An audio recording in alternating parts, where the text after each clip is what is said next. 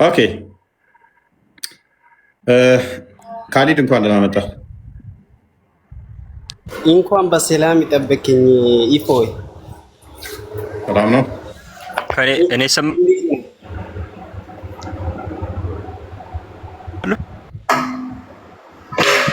ዋብያው መጥቷል።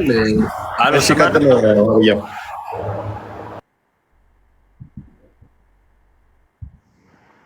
ይሰማል። አሁን ዋብያው እናንተ ሰማላችሁ? እኔ አለ ድምጽ ይሰማል። መልካም ተሰማል። ግን የሆነ መንገድ ላይ ነው መሰለኝ አይደል? ድምጽ ነገር አለ። ያስፓልት ትሰማለህ? ግን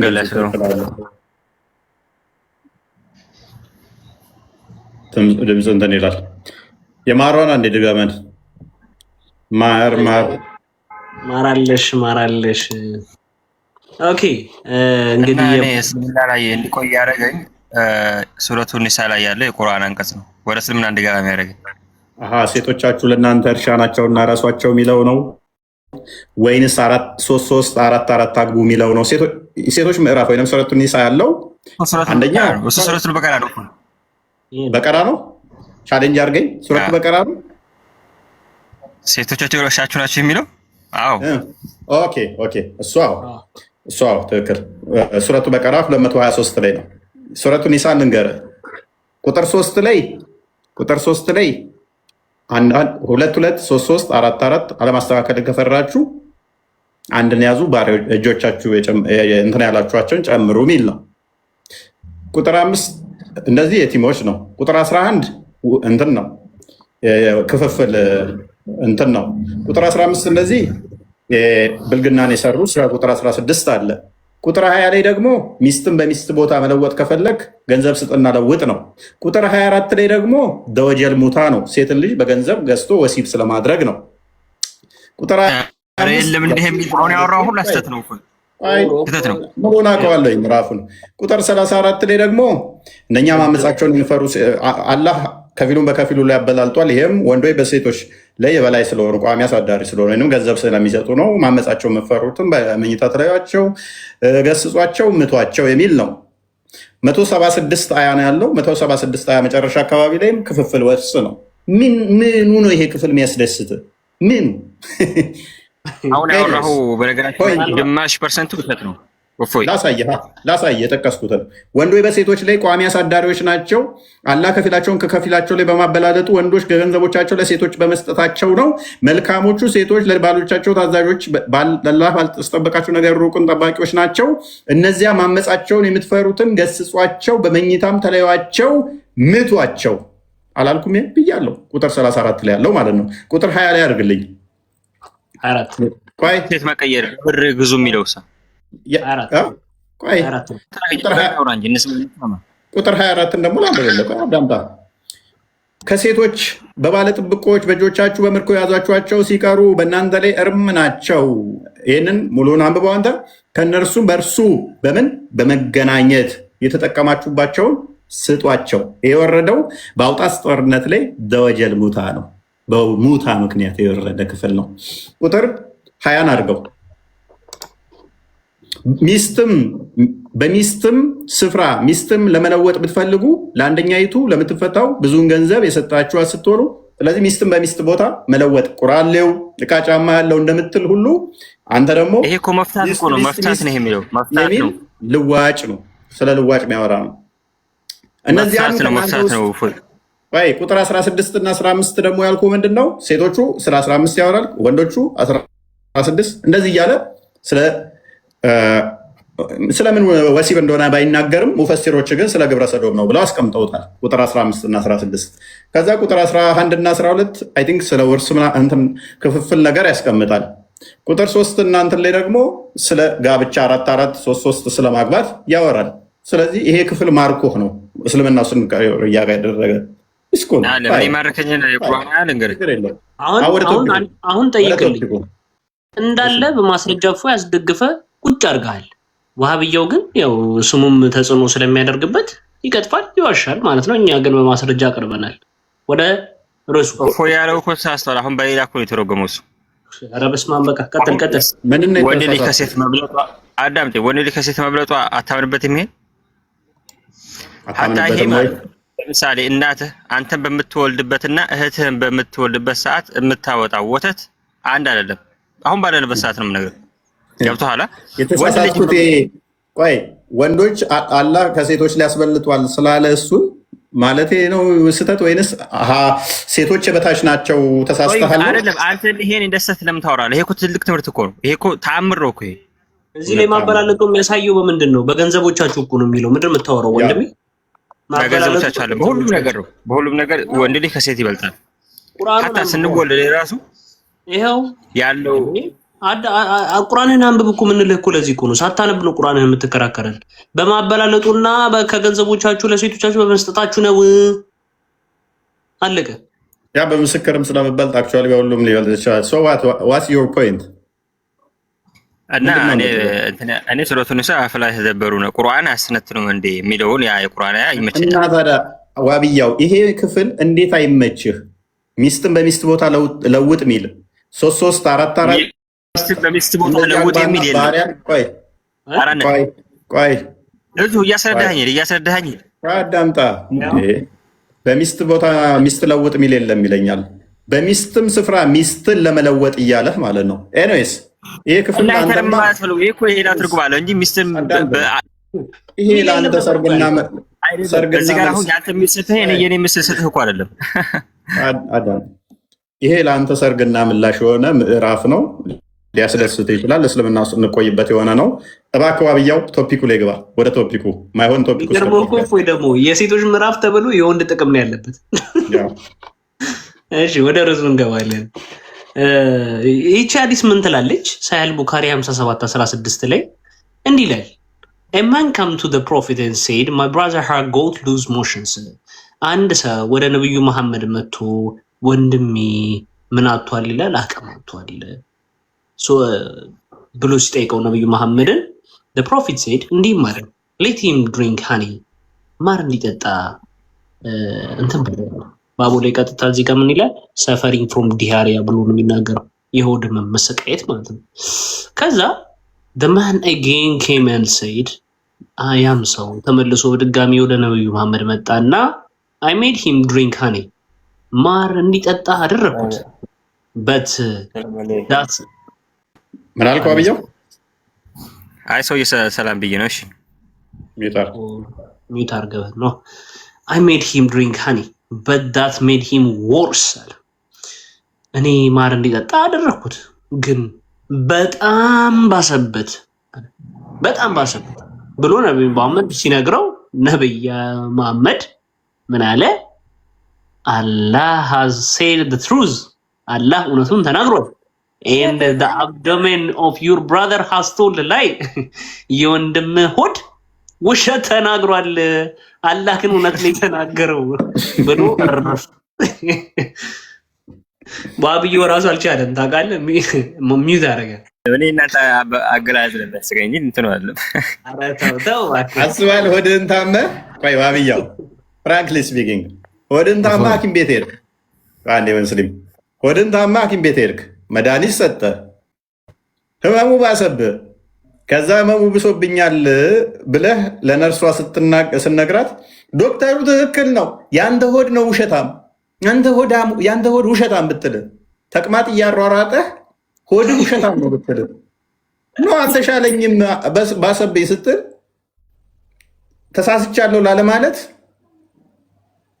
እኔ ተቅማጥ እያሯሯጠኝ ነው ስትል ኖ ያንተ ሆድ ውሸታም ነው ዶክተራችን አይዋሽም ስትል ሆድህ እንዲህ ሊዋሽ ይችላል። ሰውየው ራሱ ለምንድን ነው መድኃኒት የሚፈልገው?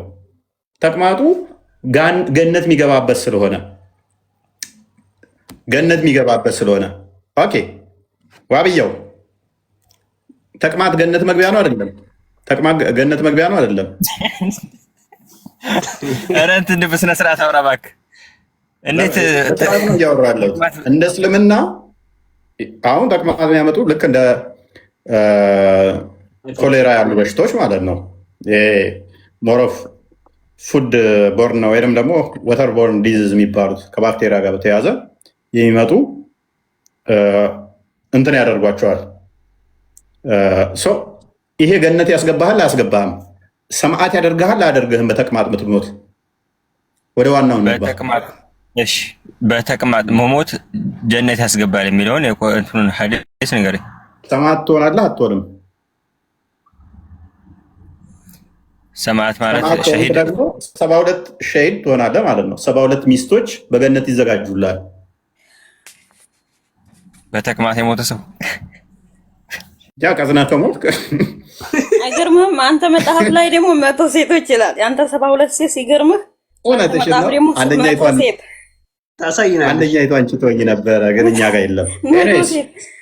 ለምን ተዋሻለህ? አዘጋጅዋለሁ። ለምን ተዋሻለህ? አረበኛው የሚለው ሌላ፣ እንግሊዘኛው የሚለው ሌላ። ለምን ተዋሻለህ? ወይ አንቺ አረብኛውን ካነበብሽና ሌላ ከሆነ እኔ እቀጣለሁ። አንብቢው። ይሄ እኮ አንተ እኮ ማለት ነው ቻርጅ ሺ ስለምን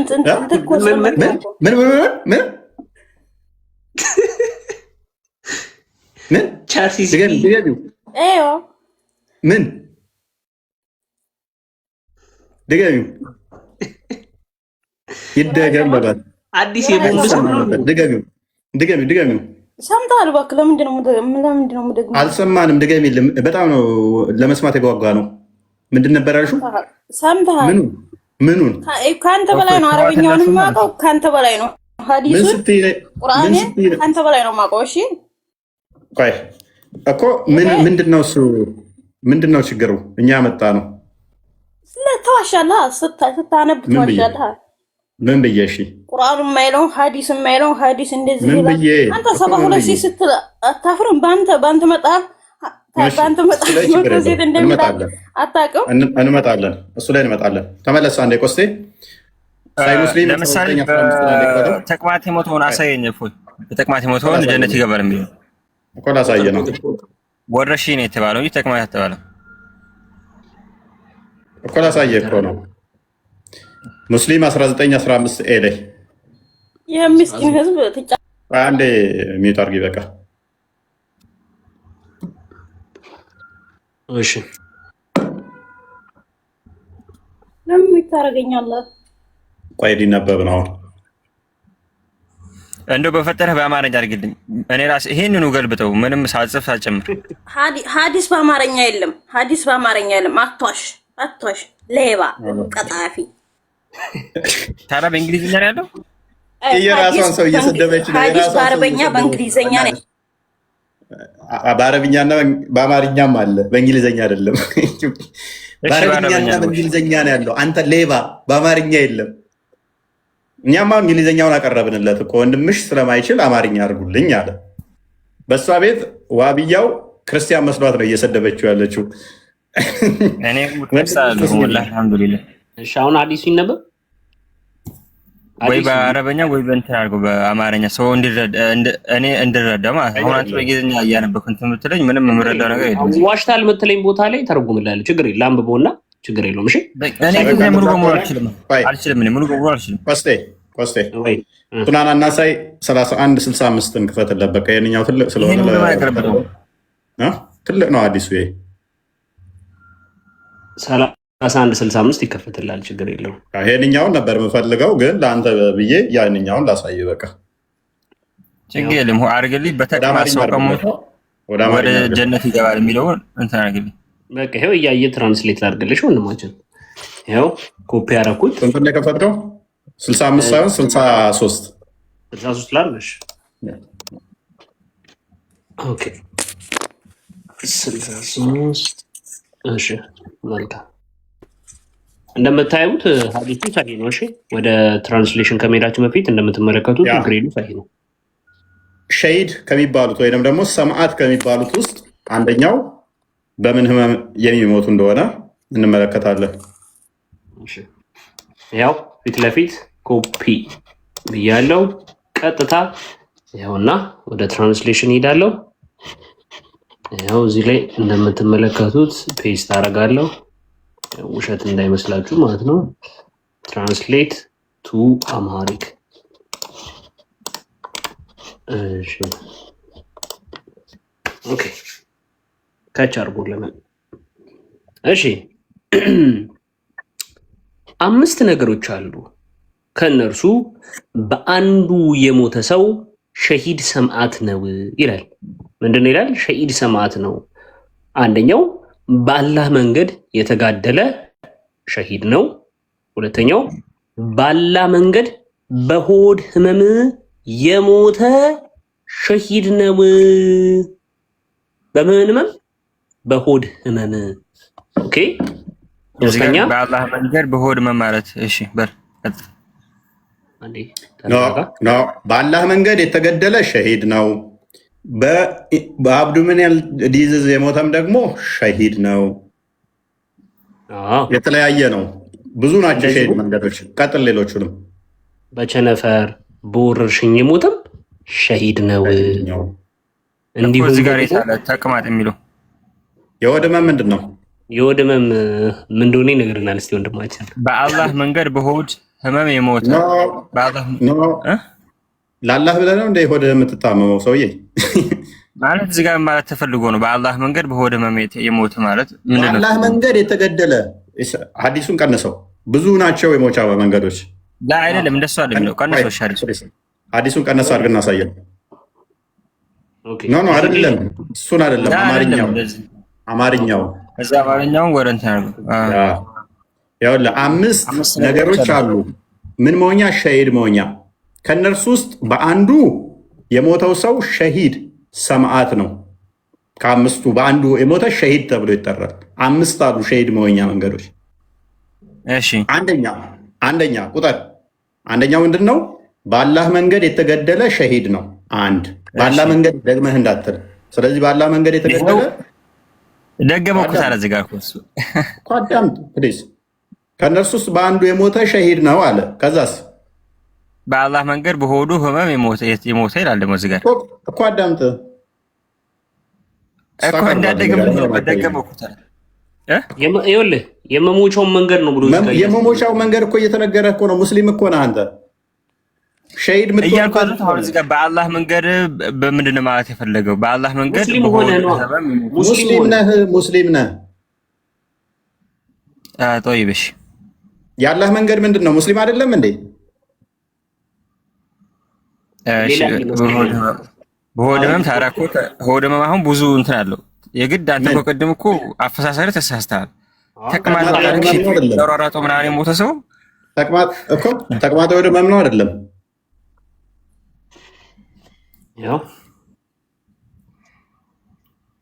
ቸነፈር የሆድ ህመም ብዙ አይነት አለ። ቸነፈርስ ያካትተዋል አያካትተውም? ወረርሽኝ ቸነፈር ወረርሽኝ በብዙ አይነት እኮ አለ ታዲያ። ስለዚህ ከተቅማጥ አንዱ ኮዝ ከሚያደርጋቸው አንዱ ተቅማጥ የሚያመጣ አንዱ ኮሌራ ነው። ኮሌራ ተቅማጥ ያመጣል። በኮሌራ መሞትም ሸሂድ ያደርግሃል። ክፈትለት አሁን የቅድሙን አዲስ ወደ አማርኛ ቀይረው። የት ነው በተቅማጥ ሞት ያልከው? ቆይ ተረጋጊ። ወደ ማን ተቅማጥን አያካትትም አሉሽ እንዴ? ክፈተው እሱን አሁን ኮሌራን ተርጉመለት። ኮሌራ የሚለውን በዛው እንያዘው። አሁን የራስን ሀሳብ ነው እዚጋ ስት ያለዋት ተቅማጥ ነው። በኮሌራ መሞት ቆይ በኮሌራ መሞት ሸሂድ ያደርጋል አያደርግም? ያደርጋል። ወረርሽኝ የሞተ ሰው ማለት ኮሌራ ምን አይነት በሽታ ነው? በወረርሽኝ ነው የሞቱት። ኮሌራ ምን አይነት በሽታ ነው? እዚህ ጋር ኮሌራ እንትኑ ምልክቱን ንገረኝ። የኮሌራ በሽታ ኮሌራ የተያዙ ሰዎች እንዴት ነው የሚሆኑት? እዚህ ጋር በኮሌራ የታመመ ሰው ሸሂድ ይሆናል ብሏል እኮ። ላሳየህ እኮ ነው ይላል አይልም? በኋላ እናሳያለሁ። ኮሌራ ስትታመም እንዴት ነው የሚያደርግህ? አሳየው። ኮሌራን አሳየው ሸሂድ እንደሆነ። ኮሌራ ዋን ሁ ዳይስ ኦፍ ኮሌራ ኢዝ ምን አለ? መርትር አለ። ይኸው ሰማዕት ነው፣ ሸሂድ ነው። በምን የሞተ? በኮሌራ። ይኸው ስለዚህ በደንብ ማዘን አለብህ ገነት 72 ሴቶች ለማግኘት። ስለዚህ ሸሂድ የሆነ ደግሞ ስንት ሚስት ነው የሚሰጠው በገነት? መልስልኝ። አሁን ሸሂድ የሆነ ሰዎች ሚስት አላቸው። ሁሉም ሰው ሚስት አለው እንግዲህ ማለት ይሄ እኮ እንትን እኮ አይደለም። ይሄ እኮ ጸጋ እኮ ነው። ለምን አንተ እንደ አይብ ታያለህ? ትልቅ ጸጋ እኮ ነው። እንደ አይብ አላየውም። ጸጋ ነው። ጸጋው በእንደዚህ አይነት ምክንያት ከሞትክ በገነት ምን ያሰጣሃል? ይህንም እንደ አይነት ስዕል ለምን ያመጣል? ይሄኛ ሰው ኮሌራ ምልክቱና እያመጣል ያለ WHO የሚያወጣው።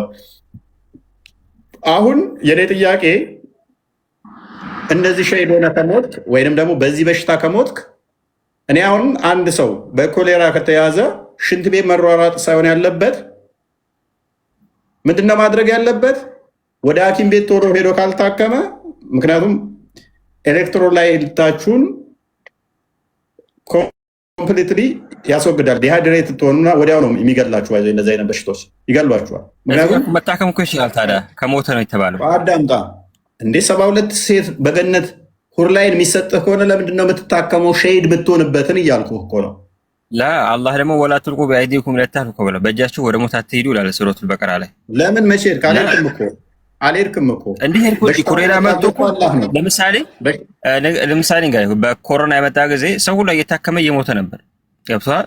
እንደዛ ነው የተባለው። ታክመ ከሞክ ሞት ነው እንጂ ሸሂድ ሆናለሁ ብለህ መታከም እየቻልክ ቤት ቆይተህ ቻልክ። ይሄ ሸሂድነት አይደለም።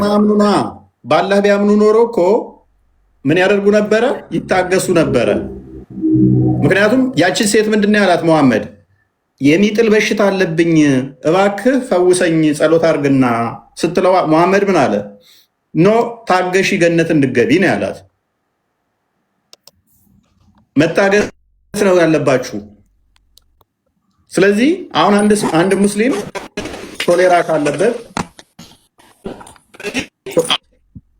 ኮሌራ ካለበትና ሽንት ቤት የሚያሯሩጠው ከሆነ ለምንድን ነው እሱ ሐኪም ቤት የሚሄደው? 72 ሴቶች በገነት ይጠብቁት የለ ወይ?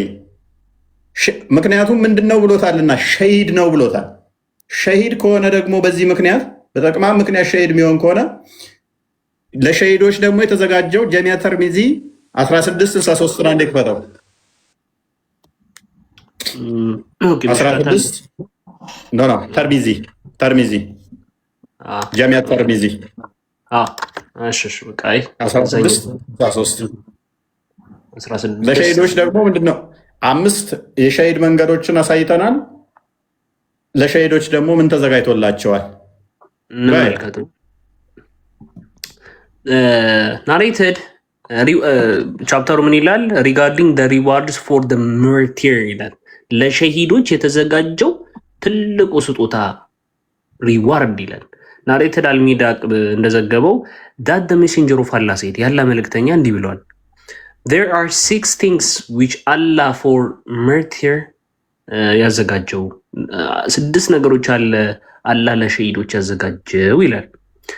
በመጀመሪያው he is forgiven with the first flow of blood he suffers ይላል። በመጀመሪያው የደም መፍሰስ ያ ሰው ምን ይላል? ኃጢአቱን እንዳለ ይቅር ይባልለታል። he is shown his place in paradise በገነት ያለው ቦታ ያያል፣ እንዲያ ይደረጋል። he is protected from punishment in the grave እሱም ደግሞ ከመቃብር ቅጣት የተጠበቀ ነው ይላል። secured from the greatest terror ከዛም ከትልቁ ጦርነት ምን ያለ ይሆናል? የተጠበቀ ይሆናል። the crown of dignity is placed upon his head የትልቁ የክብር ዘውድም በጭንቅላቱ ላይ ይደረጋል። and its games are better than the world and what is in it ከምድርም ከዱንያውም ዓለም የተሻለ ትልቁን ነገር ያገኛል። he is married to 72 wives ይላል። እሱም ከ72 ሚስቶችም ይሰጡታል። along al-huril line of paradise ከሁራ ላይን ከሴቶችም ይሰጠዋል 72 and he may intercede for 70 of his close relatives 70 ለሚሆኑ የቅርብ ቤተሰቦቹም መልጃን ይፈቀድለታል ይላል።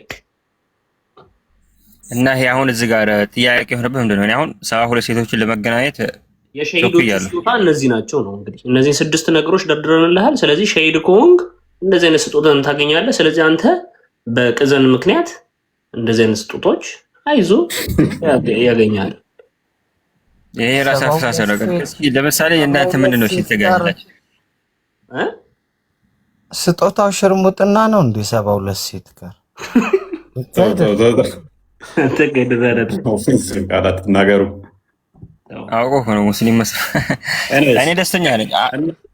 እና ይሄ ሁሉ ሴቶች በተቅማጥ ምክንያት ታገኛለህ ሼድ ስለምትሆን አይደለ?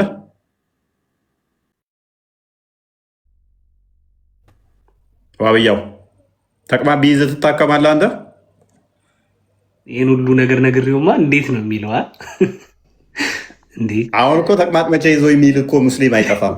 ተቅማጥ ይዞኝ ሞቼ 72 ሴት አግኝቼ ሁርላይኖችን ጨምሬ አናት ላይ ደግሞ የክብር ዘውድ የሚደረግልህ ቅርብ የሚደረግልህ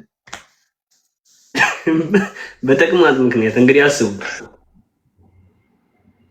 ይሰማሉ ትሰማለህ በደምብ። አሁን እናንተ በራሳችሁ አካሄድ ሄዳችኋላችሁ ከቅድም ጀምሮ ማለት ነው። እሱ በራስ አስረዳን። ምንድነው እዚህ ጋር አሁን ምኑ ነው አይብ የሆነው? ማለት እንደዚህ ሴት ሚስቶች አለላችሁ እዛ ስለተባለ እሺ፣ ለእናንተ ስትሞቱ ምንድን ነው የምታገኙት?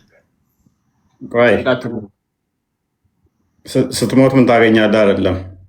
ስለዚህ የእኛ ጥያቄ ምንድን ነው? ሙስሊሞች ተቅማጥ ሲይዛችሁ ለምን ትታከማላችሁ? ገነት ገብታችሁ 72 ሴቶችን የሚሰጣችሁ ከሆነ ነው ጥያቄያችን። ይኸው ለምሳሌ አሁን ወረሺ ሲባል ማለት ነው ትታከማለህ። ወረሺ ማለት ሰው ይገላል። በዚህ በሽታ ምንድን ከሆነ ለምን ትታከማለህ? እያወቅህ አንተ ሐኪም ቤት መሄድ አዳምጥ። እዚህ ጋር ሐኪም ቤት መሄድ እየቻልክ ቤት ቁጭ ብለህ ከሞት ያ ሸሄድነት አያስብልም። ለምን ራስህ ነው የገደልከው። ገብቶሃል? ግን መታከም እየቻልክ ሐኪም ቤት ሂድ የሚል ሐዲስ ወይንስ ቁርአን አለ? አዎ፣ አንድ ሰው ሰበብ ማድረስ አለበት። አላህ ወላ ትልቁ በአይዲኩም ለተህሉካ። ቴንኪው ሙሐመድ። ታዲያ ለምንድን ነው እሱ ያቺ ሴትዮ ታማ አድነኝ ስትለው ነው ህመሙን ታገሺ ገነት እንድትገቢ ለምን አላካደ? መዳን ሐኪም የለም። እሷ ማዳን እኮ ይችላል። ቴንኪው። ስለዚህ ሙሐመድ ማዳን አይችልም ማለት ነው? ይችላል። ስንት አድኗል? ከቻለ ታዲያ ለምንድን ነው እሱ ሴትዮዋ ታምም ያለውኝ እባክህ በየቦታው እየጣለኝ ልብሴ የሚገለጣል ራቁት እየሆንኩ ነው እባክህ ከዚህ ከሚጥል በሽታ አድነኝ ስትለው ገነት ትገቢያለሽ ታገሺ በሽታውን ያላት?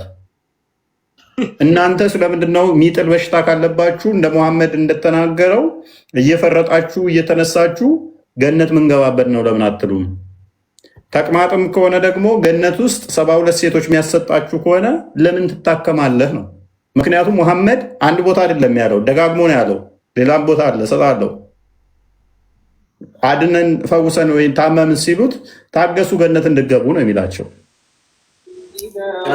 ፈወስኩ እንኳን ሲባል እንኳን ምንድን ነው የሚለው? ሆዳችሁ ዋሽቶ ነው የሚለው። በጣም በሚያሳዝን ሁኔታ ያ ወሃብያው አሁን ይህንን እያዳመጠ ነበር ቅድም። ወሃብያው ሆድን አሞ ያውቃል? አዎ። ከዛ በኋላ ሐኪም ቤት ሄድክ እንዴ? ለምን ነው ማሄድ? ሄዳለሁ እንጂ። ከዛስ በኋላ መድኃኒት ታዘዘልህ? ለምን ነው የማይታዘው? ከዛ በኋላ ተሻለ ወይስ ባሰብህ? ባሰብህ። ከዛ ተመለስክ ወደ ሆስፒታል ሄድክ? ወደ ዶክተሩ ሄድክ? እኔ አሁን እንትን አለ እያልኩ ያለሁት ቆይ መልስልኝ። በባሰብህ ሰዓት ወደ ዶክተሩ ተመልሰህ ዶክተር ባሰብኝ እኮ መድኃኒት አዘውልኝ ነበር ግን ባሰብኝ እኮ ብለህ ነገርካቸው? ቆስጠንጢኖስ ጥያቄው ምን ነበር? ግልጽ አድርግልኝ እስኪ። እኔም እንትን ልበል። ልሰማ ፈልጌ እኮ ነው እኮ። አንዴ ጣልቃ አትግባ፣ እንመጣለን ወደ አንተ። አይ ልመልስ አይደለም ልመልስ አይደለም። ጥያቄውን ግልጽ አድርግልኝና ልስማ ብዬ። በህመም ምክንያት ሸሂድ ስለመሆን ነው፣ ተዘጋጅ። ወሃብያው ከዛ በኋላ ሆስፒታል ስትሄድ ተመልሰ ዶክተሩን አልተሻለኝም አልከው? መድኃኒት አዘውልኝ ነበር ግን አልተሻለኝም አልካቸው?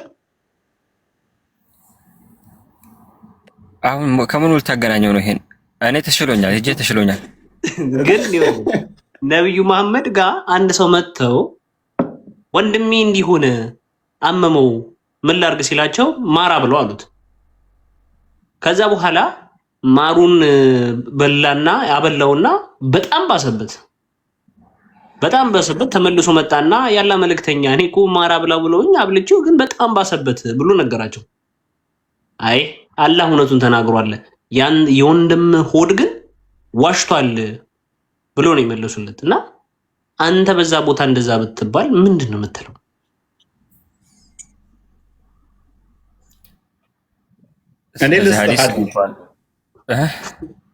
ስለዚህ አዲስ አናቅም አለ ዋብያው። አንድ ሰውዬ አጣራ አንድ ሰውዬ እንደዚህ ቆስጤ እንደጠየቀው ጠይቆ ነበረ። ታሞ እንዲያድነው ፈለገና መሐመድ ግን ያለው ገነት ትገባለህ ኃጢአትህን ይቀር ይልልሃል አለው። ሰውየው የመለሰው ግን አስቂኝ ነው። ሳሂህ አልቡኻሪ 5662 ክፈተው። 5662 በሀዲስ እንደምዝናናው እኮ እኔ ምንም 5662 ያቺኛዋ ምስኪን ስለሆነች እሺ ብላ ተቀበለች። ለምን የካሊድ ብን ወሊድን ያዳነውን ሰሃቦች ለምን አታወሩ? ወሃቢዮ ግልጽ አድርግልኝ እስኪ ጥያቄውን።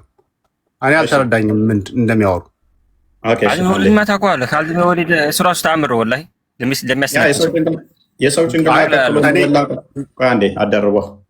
ከድር የሰው ጭንቅላት ቀቅሎ በልቷል ተፋሪ እንዲሆን። መጨረሻ ላይ ግን በጠኔ ነው የሞተው። አሟሟቱንም ታውቃለህ ብዬ አስባለሁ። በጠኔ ምናምን የሞተው ወላሂ ላዚም ታሞ ነው የሞተው። አሰቃይተው በራብ የሚበላው አጥቶ ነው የሞተው። እንደዚህ የሚል ወላሂ ውሸት ነው። ችግር የለውም። ታስይዛለህ። እስልምና ታሞ የሚበላው አጥቶ ነው የሞተው። ሰው ፍላጎት ይውጣ። ይሄ ምን ያደርግልሃል? ተከልክሎ ምክንያቱም ቢፍ ስለነበረባቸው በኋላ እኮ እንትን አሉት እኮ። ያ ጀግና ነው የተባለው መሐመድ የመሰከረለት በኋላ እንዲሞት ነው የተደረገው። ኤኒዌይስ እችን አዲስ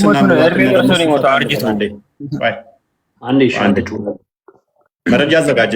ዋብያው አርጅቶ በራሱ እንዲሁ በጤና ታሞ እንደሞተ መረጃ አዘጋጅ። ቀጥላን በሀዲሱን አለ ሳሂህ አልቡኻሪ 5662 ነው። ዛሬ ዘና የሚያደርጉ ሀዲሳቶችን እየተመለከትን ነው። ሁላችንም በእናታችሁ በእግዚአብሔር እናንተ ሰውዬ ግን ግልጽ አድርግልን ጥያቄውን። ጥያቄው ምንድን ነው? እሺ ግልጽ ላድርግልህ። ኦኬ ታመህ ታውቃለህ? እሺ ታመህ ታውቃለህ? ኦፍኮርስ። ኦኬ ሙስሊሞች ለምን ነው የምትታመሙት? ማለት ምን ማለት ለምን ትታመምክ ይባላል ጥያቄው? ማለት እንደ እስልምና ህመም ለምንድን ነው የምትታመሙት ይባላል እንዴ? ምን አይነት ጥያቄ ነው? እንደ ሰው እኮ ነው። አንተ ሰው ነህ። ሰው እስከሆንክ ድረስ ትታመማለህ። ምን አይነት ጥያቄ ነው? ኦኬ ስለዚህ እንደ ማንኛውም ሰው ነው የምትታመሙት ማለት ነው። እና ነቢያቶችም እንደዛው እኮ ናቸው፣ ሰው ናቸው። ቴንኪው። እኔም አሁን ይህን አምናለሁ። እኛ ፍራንክሊ ስፒኪንግ አንተ ያልከውን እጋራለሁ። ማንኛውም ሰው እንደ ሰው ሊታመም ይችላል። ቅድም ዘርዝሬ ነበረ። በተለያየ መልኩ ሰው ሊታመም ይችላል። ንጽህና ባለመጠበቅ ልክ እንደዚህ ተቅማጥ ምናምን አይነት በሽታዎች እንደ ኮሌራ አይነቶቹ ከውሃ ወለድ በሽታዎች የሚባሉ ሊመጣበት ይችላል። ተላላፊ በሽታዎች ደግሞ አንዳንድ ከሰው ወደ ሰው ከእንስሳ ወደ ሰው ሊተላለፍ ይችላል። ይሄን አምናለሁ። መሐመድ ግን ምን ብሏል መሰለ? እንዳንተ አስተምሮ እንደዛ አይደለም። እንደ ክርስትናው እንደዛ ነው። ሴጣን በሽታ ሊያመጣብህ ይችላል። ንጽህና ባለመጠበቅ ልትታመም ትችላለህ። ፈጣሪ አልገዛም አልታዘዝም ብለህ ስታምፅ በመቅሰፍት ልትመታ ትችላለህ። ይሄ የኛ አስተምሮ ነው። በእናንተ ግን አንድ ነገር አለ። ማንም ሙስሊም አይታመምም። በደንብ አስተውል። ማንም ሙስሊም አይታመምም። ሙስሊም እንደዛ ስትል አምጣልኝ ፕሊዝ። አሁን ማንም ሙስሊም አይታመምም አልካር ማስረጃ ሁሌ እንደምታወጡት እስኪ አውጣና አሳይ። ማንም ሙስሊም አይታመምም። ያው እስኪ አሳይ። ምንድን ነው የሚለው? ላነበው እኔ እስኪ ኖ በእንግሊዝኛው አረብኛውን ተሆነ ደቀቅ ስለሚል አይታየኝም ነው። እንግሊዝኛው ላንብበው። እንግሊዝኛ ደስ ይለናል። እሺ አሁን እዚህ ጋር ምንድን ነው የሚለው? the prophet ሰለላሁ ዐለይሂ ወሰለም said no fatigue, no disease, no sorrow, no sadness, no hurt, no distress, okay, befalls a Muslim, okay, even if it were the prick he receives from a thorn, but that Allah expiates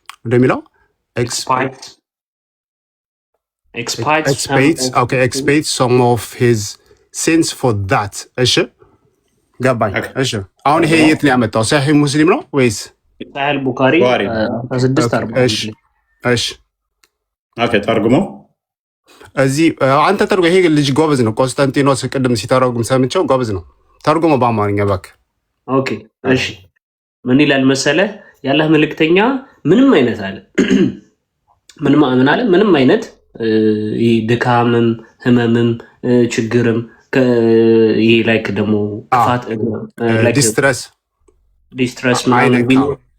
አይነካም ሙስማንን አማኞችን አማኞች ሙስሊም ማለት አማኝ ማለት ነው ይሄን ማወቅ አለብህ እኮ ሙስሊም ያው እናንተ ማለት ነው አይደል አይ አማኝ በቃ በአላህ የሚያምን በቃ በትክክለኛው በአላህ የሚያምን እኮ በአላህ የምታምኑት እናንተ ናችሁ አይደል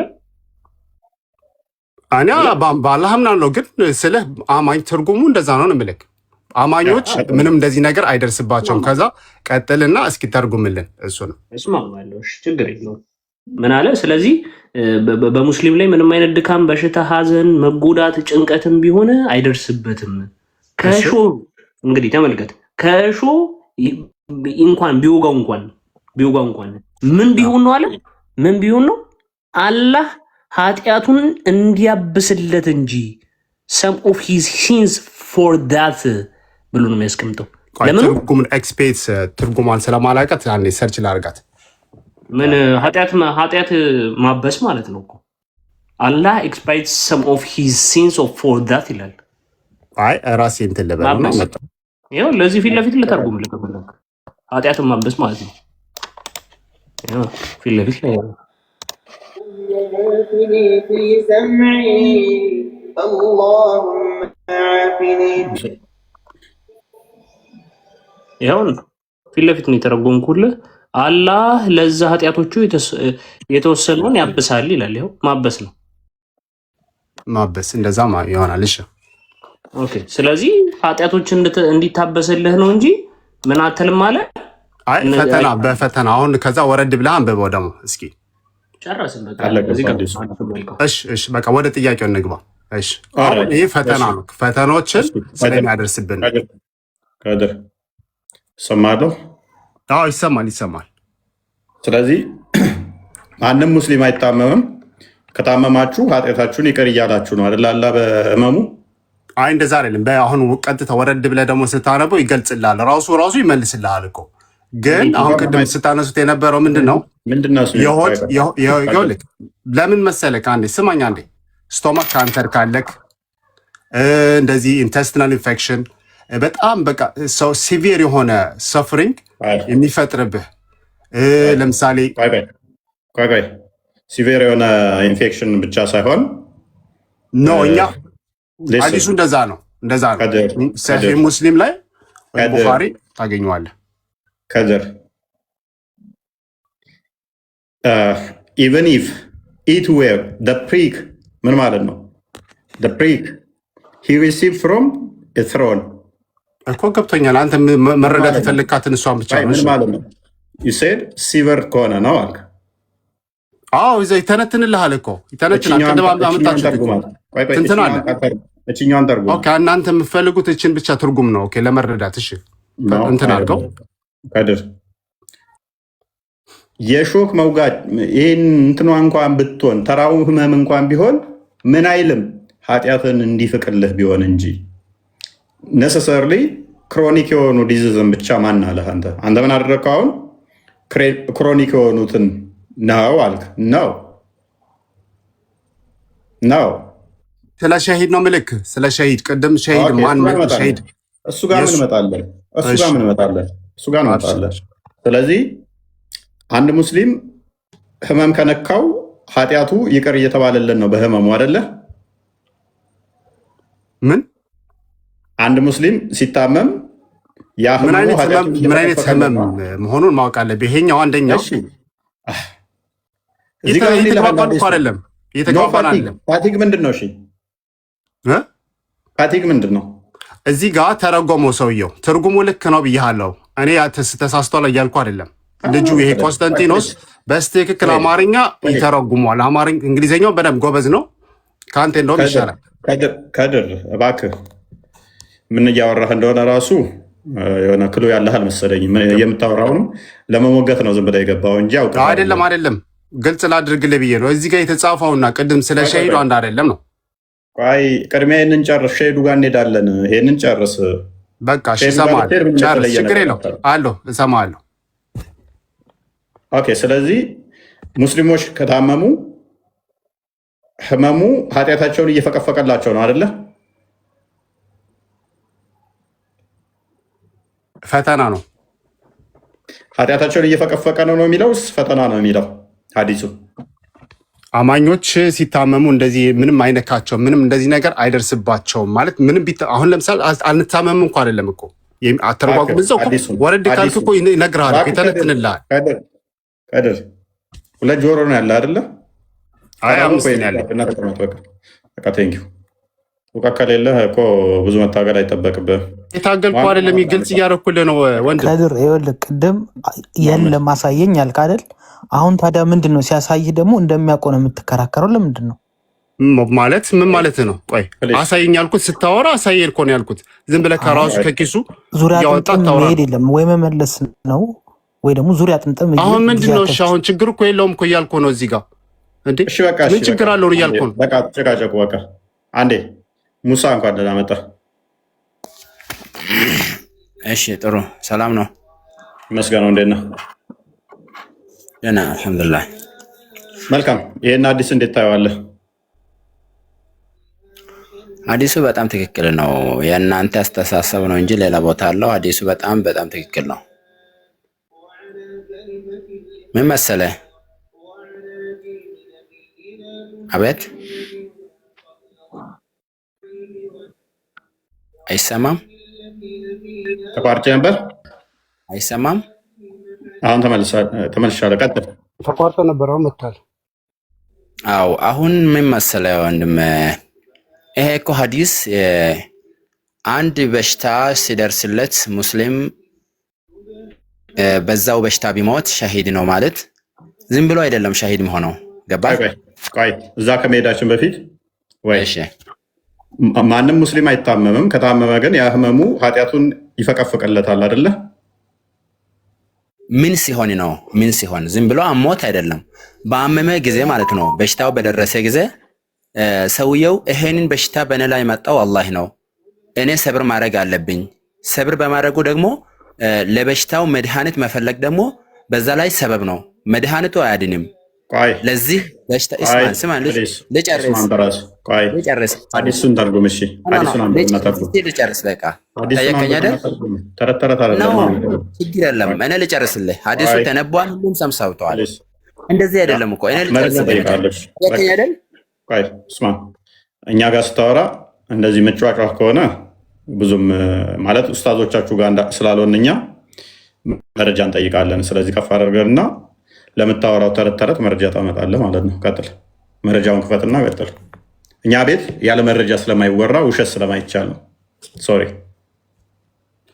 ቀጥል። አሁን መረጃን ክፈትና አሌስ አዲሱ ላይ ታወራለህ። አይ ከአዲሱ ውጭ አወራለሁ ተረት ካልክ ግን የአንተን ተረት መስማት ፍላጎት ስለሌለን መረጃውን ትከፍትና ትቀጥላለህ። መረጃውን ክፈትና ቀጥል። ሙሳ ከከድር ወደ አንተ የመጣ ነው። አትሊስት አንተ መረጃ ካወቅክ ብለህ ነው። ሐዲሱን ተቀብለሃል። ቢያንስ ከድር ሐዲሱን እንኳን አያውቀውም። አንተ ሐዲሱን አውቀሃል። ቢያንስ ደግሞ እስኪ መረጃ እንዲህ እየነገርኩ እኮ ነበር ቅድም አይደል እንዴ? አንተ ምንም የምታውቀው የለም። እኔ ማወቄና ለማወቄና አንተ አይደለም የምትነግረኝ አይደል? እየነገርኩ ነው። አንተ ግን ማወቅ ካልፈለግ የማወራውን ሐዲሱን ምን እንደሚል እየነገርኩ ነበር። ምንም እኮ የምታውቀው ነገር የለም። እሺ አለማወቄ ችግር የለም። ግን ቅድም የከፈትከውን ነገር እየነገርኩ ነበር። ምን ብለህ ነገርከኝ? የከፈትኩት ምንድን ነው? እዛው ወረድ ብለህ ለምን እዛው ይነግርሃል እኮ ይተነትንልሃል። ሐዲሱ ይተነትንልሃል። ያነሳሃት ነገር ቆይ ክፈተው እስኪ አዲሱን እስከ መጨረሻ ሳየህ እኮ ክፈተው። እሱ አንተ እንደከፈትከው ክፍቶ እኔ እዚህ ጋር አይመችኝም። መነጽሩን አስተካከል። ቆይ ከዚህ ከመጨረሻ የምትለው ምኑን ነው? እስከ መጨረሻ እኮ አነበበልህ እኮ ለምን ኃጢአትህ ይሰረዛል ነው። አሁን ሰፍሪንግ ይላል ነው የምትለው አይደል? ሰፈሪንግ ብቻ አይደለም ፈቲግ ይላል እኮ ፈቲግ ኖ ፈቲግ ኖ። ይሄኛው ትርጉሙ ሌላ ነው። አንተ አሁን እዚህ ጋር ከድር ፈቲግ ምንድን ነው? ፈቲግ ማለት ድካም ነው። አለ የታል ይቀጥላል ያልከው? አንዴ ቆይ ፈቲግ ማለት ድካም ነው አይደለ? እና እሱ ነው ሲቪየር ብለህ የፈታኸው እንዴ? አይደለም። ቅድም እኮ አንተ ስለ ሸሂድ ነው የምታወራው አይደል? ይሄ ደግሞ ኃጢአትን እንትን ነው የሚቀንስልህ ማለት ነው፣ ያብስልሃል ነው። ኦኬ መልካም። ሸሂድ የሚኮንባቸው በሽታዎች ምን ምንድን ናቸው? ሸሂድ ቅድም ነገርኩ። በቃ በጣም አንተ ማትችለውን ህመም በጣም የተሰቃየህበት የምታምበት ልክ እንደ ካንሰር በቀላሉም ራሱ አንተ በራስ ቁጥጥር ያልሆነውን እንትን ተቅማጥ ደግሞ ራሱን የቻለ ህመም ነው። ሌላ ራሱ አማርኛ ተቅማጥ የምንለው አይደለም። በሱ ያደርጋል። የሆድ ህመም፣ አንጀት። ቆይ ካልከኝ ችግር የለም ተናገር ስለምትለው እኮ ነው። ተቅማጥ ሸሂድ የሚያደርግ ከሆነ ሸሂድ ወይ ደግሞ በገነት ምንድን ነው የሚሰጣችሁ? እሱን አላውቅም።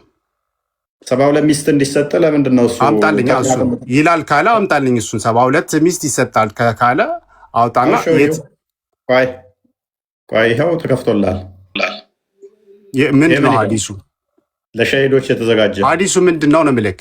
እዛው ምንድን ነው ተርሚዚ? ይኸውልህ ከዚህ ጋር ይኸውልህ ቅድም እናወራው የነበረው ምንድን ነው ሰሒህ ሙስሊም።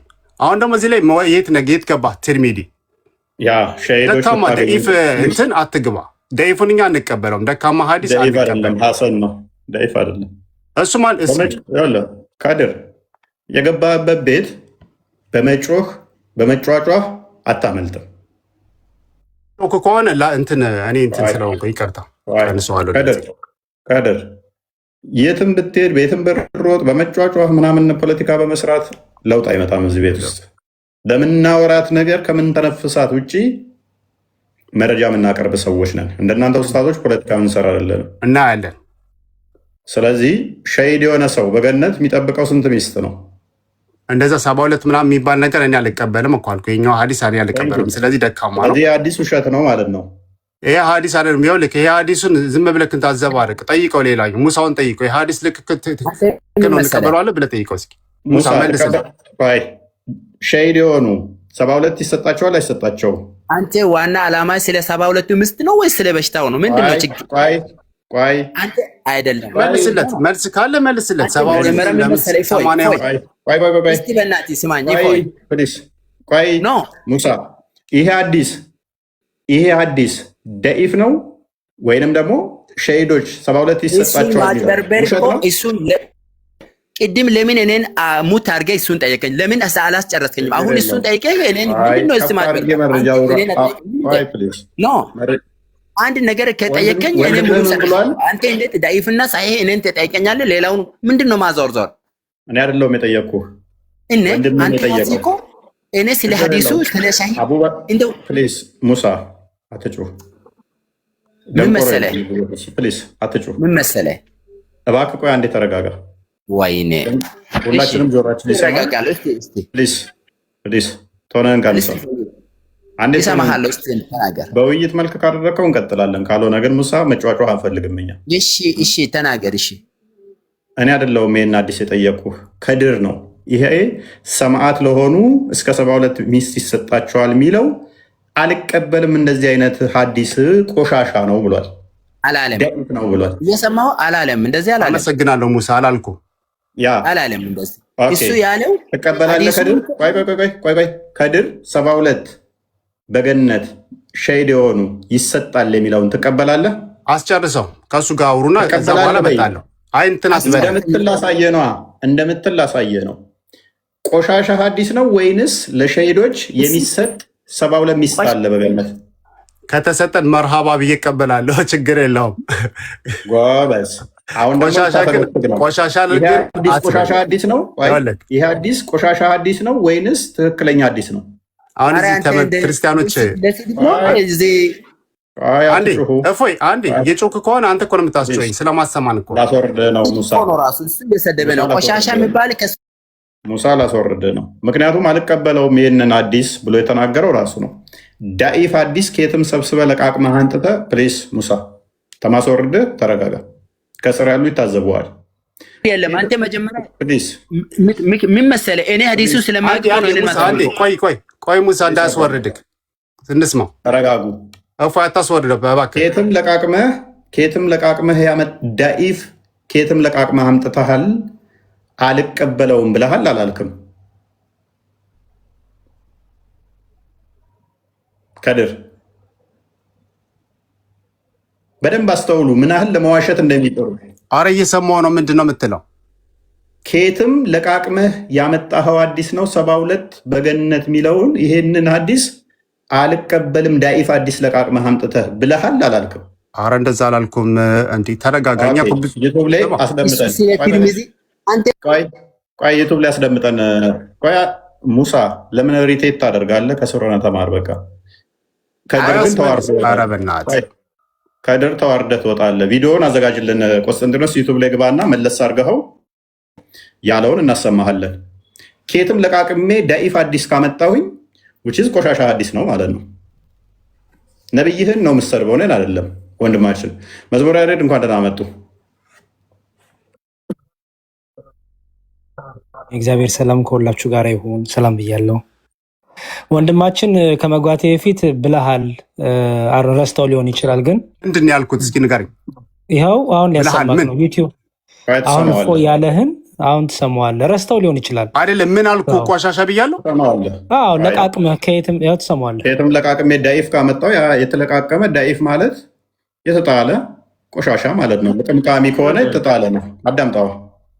8K ነው የገባኸው፣ እንዳታስብሽ፣ ችግር የለም። ሁሉ ነገር በመረጃ ነው። ክርስቲያኖች ቤት ስትገባ ወንድማችን አዳምጥ ራስህን። እንደናንተ ውስታቶች ፖለቲካ እንሰራለን እና ያለን። ስለዚህ ሸሂድ የሆነ ሰው በገነት የሚጠብቀው ስንት ሚስት ነው? እንደዛ 72 ምናምን የሚባል ነገር እኔ አልቀበልም እኮ አልኩ። ይኸኛው ሀዲስ አልቀበልም። ስለዚህ ደካማ ነው። ይሄ ሀዲስ ውሸት ነው ማለት ነው። ይሄ ሀዲስ አይደለም። ይኸውልህ ይሄ ሀዲሱን ዝም ብለህ ታዘባርቅ። ምንድን ነው ያለው? ደካማ ነው፣ ደካማ ነው። አልቀበለውም። አስጨርስ። ትጨርሰዋለህ፣ ችግር የለውም፣ ትሰማዋለህ። ደካማ ነው። ኬትም ለቃቅመህ ያመጣኸውን አልቀበለውም። ይሄን ሀዲስ ቆሻሻ ነው ማለት ነው። አስጨርሰው። በኋላ በእናትህ ቀጥል፣ ችግር የለውም። ጠይቀው፣ ሌላ ሙሳውን ጠይቀው። የሀዲስ ልክ ትቀበለዋለህ ብለህ ጠይቀው እስኪ። ይሄን አዲስ ትክክል ነው ብለህ ትቀበላለህ ወይ? እኔ አልቀበልም እያለ። ኧረ ቆይ ተረጋጋ። ሀዲሱ ልክ ነው፣ ኦተንቲክ ልክ ነው ብለህ ጠይቀው እስኪ እሱን ማለት ነው። እሺ ሰማኸኝ። አሁንም ድገምና ሀዲሱን አሳየው። ይሄንን አዲስ ልቅምቅምና ደካማ ነው ወይንስ ትቀበለዋለህ? ኧረ በእናትህ እንትን ዝም ብለህ እንትን አትዘባርቅ። በቃ እንደዚህ ባለጌ ስድብ ነው የሚያውቁት፣ መልስ ስለሌላቸው ብልግናና ስድብ ነው። ኤኒዌይስ ነብይህን ነው የምትሰድበው ነው የማገባኝ እኔ። እና አቡ ሃይደር የተናገሩትን ደግሞ ላመጣልህ እችላለሁ። እዚህ ላይ ትልልቅ ኡስታዞች የሰጡበትን ረድ ላመጣልህ እችላለሁ። ሀዲስህን ነው የምክደው እኔን አለ። እኛ ጋር ያላችሁ ልዋሹ ከሞከራችሁ ወዲያውኑ ቪዲዮችሁን ከፈት አድርገን እናስደምጣችሁና ሂምሌትን አድርገን እንልካችኋለን። አንድ ሁለተኛ ምንድነው እሱ መዋሸት ብቻ ሳይሆን እኛ ለመረጃ እናወራ። ስለዚህ ስታወሩ እኛ ቤት ጥንቃቄ ይፈልጋል። ወይኗ ነው የሚለው የክርስቲያን ሙስሊም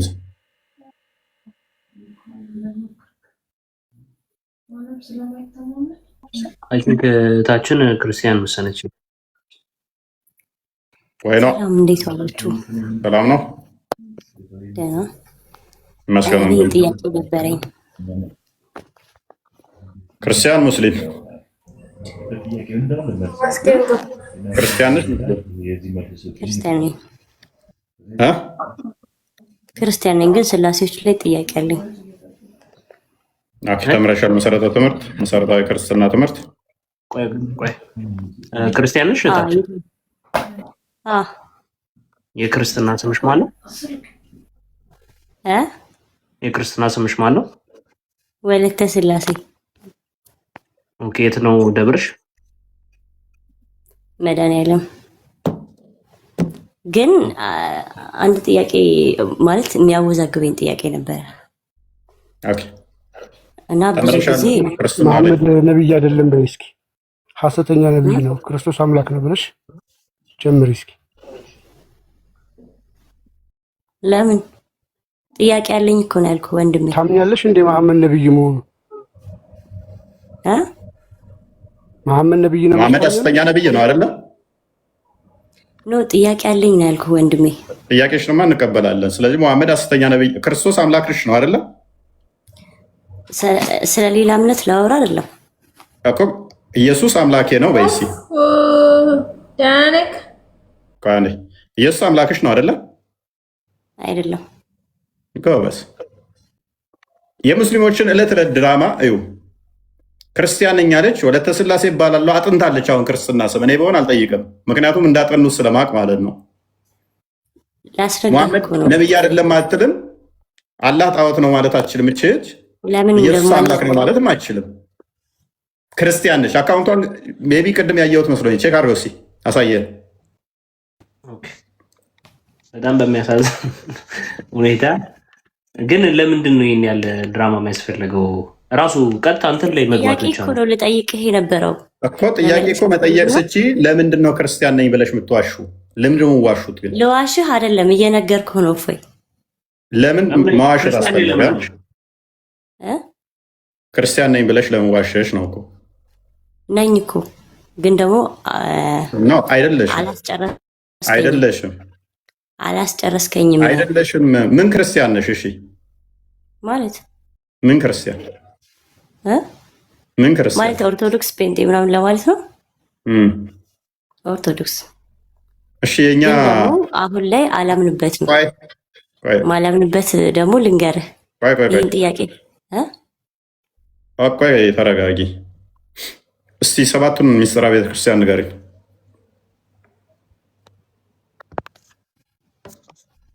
ሰባቱ ማለት አታውቂም ምንም ስለ ክርስትና? እኔ የምጠይቅህን ጥያቄ መልስልኛ። አንዴ ልጠይቅህና ከዛ ትጠይቀኛለህ። ለክርስትና ምንም አታውቂም ወይ? ክርስቲያን ተነበርሽ? ክርስቲያን ነኝ ነው ያልሽን እንጂ አይደለሁም አላልሽንም እኮ። አውቃለሁ ብዬ እኮ አይደለም የምጠይቅህ፣ የምታውቀው እንድታስረዳኝ እኮ ነው ወንድም። እንድናስረዳሽ እኮ እየዋሸሽን ስለሆነ ነው። እየዋሸሽን። እኔ ሳስገባሽ አካውንትሽን አይቼ ነው ያስገባውሽ። አላህ ሚል አይቼ ኢላሂ አንተ የልቤን ታውቃለህ ይቅር በለኝ ብለሽ አካውንትሽን አይቼው ነው ያስገባሁት። ግን ክርስቲያን ነኝ ስትይኝ ደግሞ ለምንድን ነው መዋሸት ያስፈለገው ነው? ምክንያቱም ሙስሊም ነኝ ካልኩ ሌላ ነገር ስለምትል። ስለዚህ ሙስሊሞች ኦልዌይስ ድራማ መስራት አለባችሁ፣ እንደዚህ መዋሸት አለባችሁ። አላህን ድራማ መስራት አይደለም የግዴታ ድራማ መስራት አለባችሁ። ክርስቲያንን እንደዚህ መዋሸት አለባችሁ። ቴንኪው። ለማንኛውም ማስረዳት አትችልም ነው ነው ጥያቄሽን እንቀበላለን። ግን ነገ ትሄድና እፎይ ቤት ጠይቃ ሰለመች ለማለት ነው እንጂ እኮ እንደዛ ነበረ። ደግሞ የክርስትና ስም ፌክ መናገሩ አይታችኋል። በጣም እኮ የሚገርም እኮ የክርስትና ስም እንኳን ሸምድደው ፌክ ስትናገር አያችሁ። ሙስሊሞች ግን ምን ያህል ውሸታም ወራዳ መሆናቸውን ከስር ያላችሁ ክርስቲያኖች እኛ በውሸት የሚከብር አምላክ የለንም በሉና ጻፉ እስኪ። በሐሰት የሚከብር አምላክ የለንም። በሐሰት የምንከተለው አምላክ የለንም። የምንዋሽለት አምላክ የለንም። በዚህ ብቻ ክርስቲያኖች ልትደሰቱ ይገባል። ጥያቄ መመለስ አትችልም እንዴ? ጥያቄሽ ይመለስልሻል። ተረጋጊ። አምላክሽን ክደሻል። ክርስቲያን ነኝ ብለሻል። ክርስቲያን ባልሽበት ቅጽበት ላይ ክርስቶስ አምላኬ ነው ብለሻል። ስለዚህ እሱን እናመሰግናለን። አምላክሽን ክደሽዋል። ምን ክርስቶስ አምላኬ ነው። እሱም ብቻ ሳይሆን ወለተ ስላሴ አይደል ያለችው? ባልሳሳት ማለት ነው። መዝሙር ፍታላት ያለችው እንዴት ከእስልምና እንደወጣሽ አላወቅሽም? ስላሴ አገልጋይ የስላሴ ባሪያ ማለት ነው። የስላሴ ባሪያ ነኝ፣ የስላሴ ታዛዥ ነኝ፣ አገልጋይ ነኝ ብለሻል። ከክርስትና እስልምናውን አፍርሰሽ ክርስትናን ኮንፊርም አድርገሽልናል። ምክንያቱም እኔ የአላህ አገልጋይ ልሆን አልችልም፣ የአላህ ባሪያ ልሆን አልችልም፣ የአላህ ታዛዥ ልሆን አልችልም፣ የአላህም ተከታይ ልሆን አልችልም። እሷ ግን ምን ብላለች? ክርስቲያን ነኝ ብላ ክርስቶስን አምላኩ አድርጋለች። የስላሴ ባሪያ ተከታይ ነኝ ብላለች። እናመሰግናለን። እኔሳውን ጥያቄሽን ቀጥይ። ሙስሊሞች ነን እያሉ እየመጡ በየዕለቱ ነው ጥያቄያቸው የምናስተናግደው። ሰው ምንም የሚደባበቅበት ነገር የለም። ኦልሬዲ ጥያቄ ሰዓታችንን ስለሆነ ነው ጥያቄ ጠይቂ ብለን ያልነው።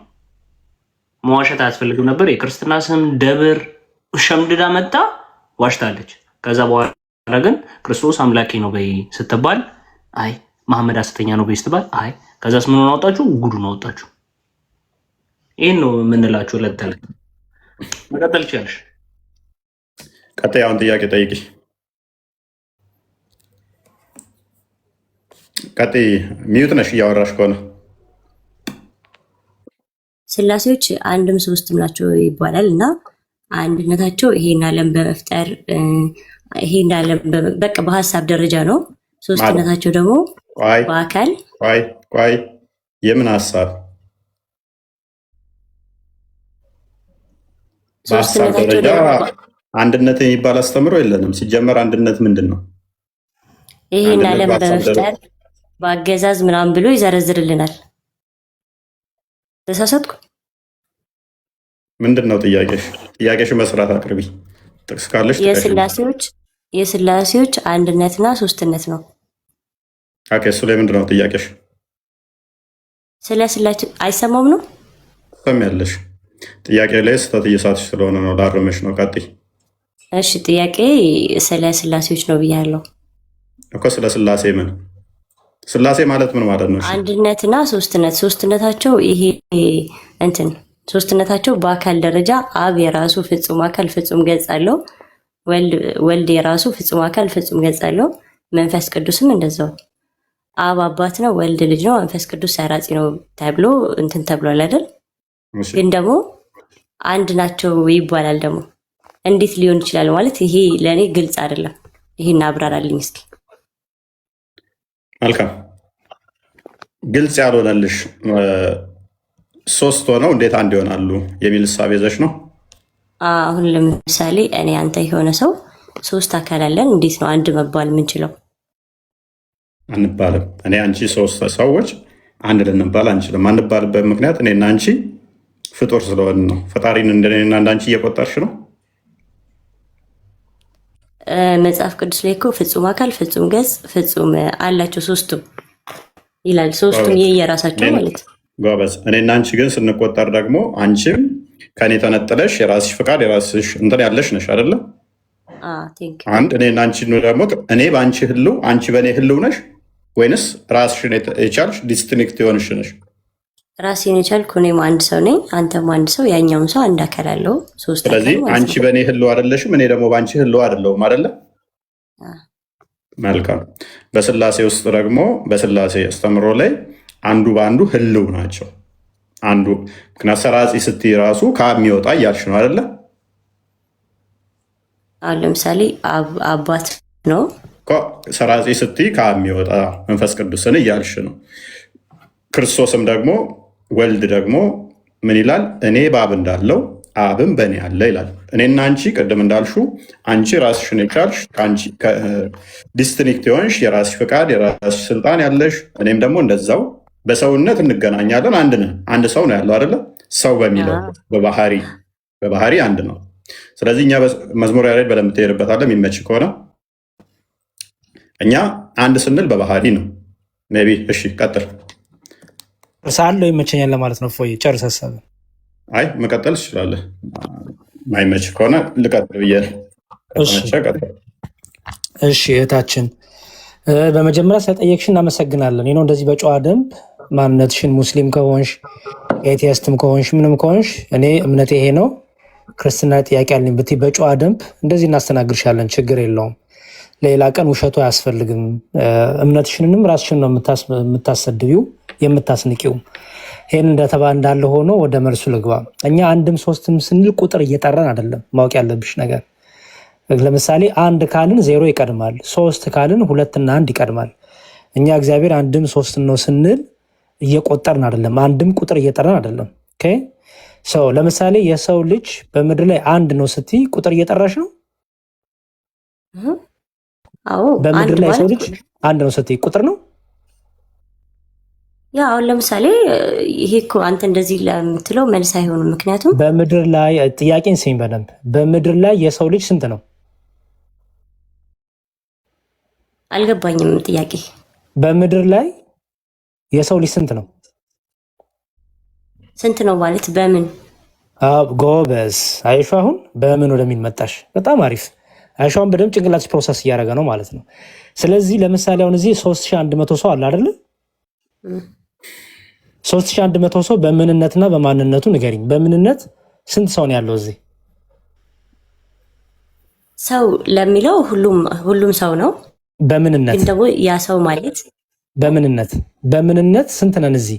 3100 ሰዎች አለን። በምንነት ስንት ነን? እሺ አሁን ለምሳሌ ለአንተ እኔ ጥያቄ እንደዚህ አይደለም ባይዚ። አረ ጥያቄን ስሚኝ ፕሊዝ። ጥያቄ በጣም እየመለስኩልሽ ነው። 3100 ሰው አለ። 3100 ሰው በምንነት ስንት ነው? በምንነት ማለት ኦኬ፣ በሰውነቱ ምናምን ነው። ባህሪ መሰረት ያለው ኔቸር ማለት ነው። ስላላወቀችው መሰለኝ። ኔቸር እያልን ሳይሆን ስላላወቀችው መሰለኝ። ኦኬ ኔቸር ይባላል። ወይም ደግሞ ምንነት ሲባል ለምሳሌ ሰው የሚባል ተፈጥሮ አለ አይደለ? ምንነት አለ አይደል? ያ ኦኬ። ስለዚህ በምንነት ስንት ነን እዚህ ያለ ነው? አንድ። ጎበዝ። አሁን አንድ ያልነው ቆጥረን አይደለም አይደል? አንድ ስትይ ቁጥር እየጠራሽ ሰው ምን እየተናገርሽ ነው? ምንነትን አይደል? ምንነቱን ባህሪን ኔቸርን እየተናገርሽ ነው አይደል? እንጂ አንድ ስትይ አሁን ቁጥር እየጠራሽ አይደለም። አሁን ይሄ ገብቶሻል አይደል? እሺ ገብቶኛል። በጣም ፐርፌክት። በማንነት ስንል ደግሞ ምን እያልን ነው? በማንነት አሁን እዚህ ገስት ላይ 9 ሰዎች አለን። በማንነት ግን 9 ነን አይደል? እዚህ አሁን ገስት ላይ ያለ ነው። አሁን በማንነት ስትይ ምንን ቁጥር እየቆጠርሽም አይደለም። 3 ያልሽው ምንነትን አይተሽ ነው።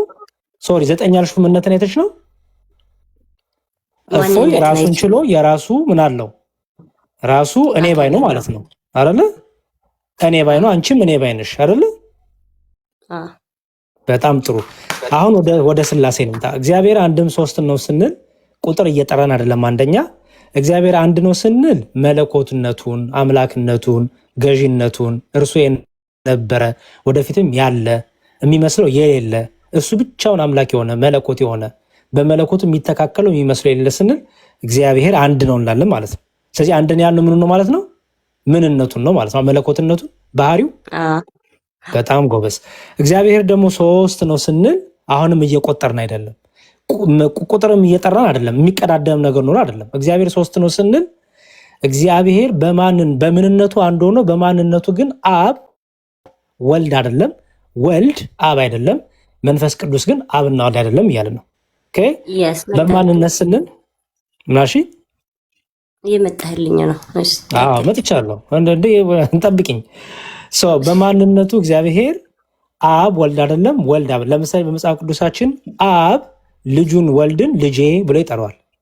ለምሳሌ በማቴዎስ ወንጌልም በዮሐንስ ወንጌልም ክርስቶስ ሲጠመቅ ከሰማይ ድምፅ መጣ። ምን የሚል? የምወደው ልጄ ይህ ነው የሚል ድምፅ፣ የአብ ድምፅ ተሰማ። ወልድ ደግሞ አብን አባቴ ይለዋል። እኔና አንተ አንድ ነን እያለ ይናገራል። ለምሳሌ ዮሐንስ ወንጌል ምዕራፍ 10 ቁጥር 1 ላይ በእኔ የምመኑ በአባቴ የምኑ ይላል። አይሹ። ስለዚህ እኔና አብ እያለ እኔ አባቴ እያለ ይናገራል። መንፈስ ቅዱስ ላስቆመ ይቅርታ፣ ግን መጀመሪያ እንዲገባሽ እኮ ነው። 3 ስንል ምን እያለ እንደሆነ እንዲገባሽ፣ ከዛ ትቀጥያለሽ። 3 ስንል አብ ወልድ መንፈስ ቅዱስ፣ አብ እኔ ባይ ነው፣ ወልድ እኔ ባይ ነው፣ መንፈስ ቅዱስ እኔ ባይ ነው። 3 እኔ ባይነት ስላለ ግን 3 አምላክ የለም። ቅድም እዚህ 3100 ሰዎች 3100 መሆናችንን ሰው የሚባለውን ተፈጥሯችንን ቀይሮታል ወይ አብዝቶታል? ሰው የሚለውን ተፈጥሮ አልቀየረውም። ባህሪያችን አልቀየረውም። ያው አንድ ነን አይደለ? ቁጥራችን ግን አንድ አይደለም። በቁጥር አንድ አይደለም። እሱ አሁን እሱን እኮ እያመጣሁልሽ ነው ያለሁት። ቁጥር አይደለም እየተናገርኩ ያለሁት። አሁን ምንነትና ማንነትን እየቆጠርን አይደለም። ሰው እግዚአብሔር በምንነቱ አንድ ነው፣ በቃ አለቀ። በመለኮቱ በአምላክነቱ አንድ መለኮት አንድ አምላክ አለን። እኛ ክርስቲያኖች የምናምነው አንድ መለኮት አንድ እግዚአብሔር እናምናለን፣ አለቀ። እግዚአብሔር ግን በማንነቱ ደግሞ አብ ወልድ አይደለም፣ ወልድ አብ አይደለም፣ መንፈስ ቅዱስ አብና ወልድ አይደለም። ስለዚህ 3 አካል ቢኖርም 3 አምላክ ግን የለም። 3 አካል ቢኖርም 3 ምላሽ። አሁን ለምሳሌ አንተ የሆነ ሰው ሁነን አንድ እኔ ማለት አትችልም፣ እኛ ማለት ነው የምንችለው። ማንነታችን እኛ ስለሆነ እኛ እናለን። እኔ ባይ ስለሆነ ብዛትን ያመለክታል። ወንድሜ እኛ ካልን እሺ፣ እኛ ስላልን ግን ምንነታችንን ብዙ አደረገው። ምንነታችንን ሳይሆን ማንነታችን ደግሞ ይለያያል። ችግር የለውም። እኛ ስላልን ምንነታችን ባህሪያችን ግን በዛ።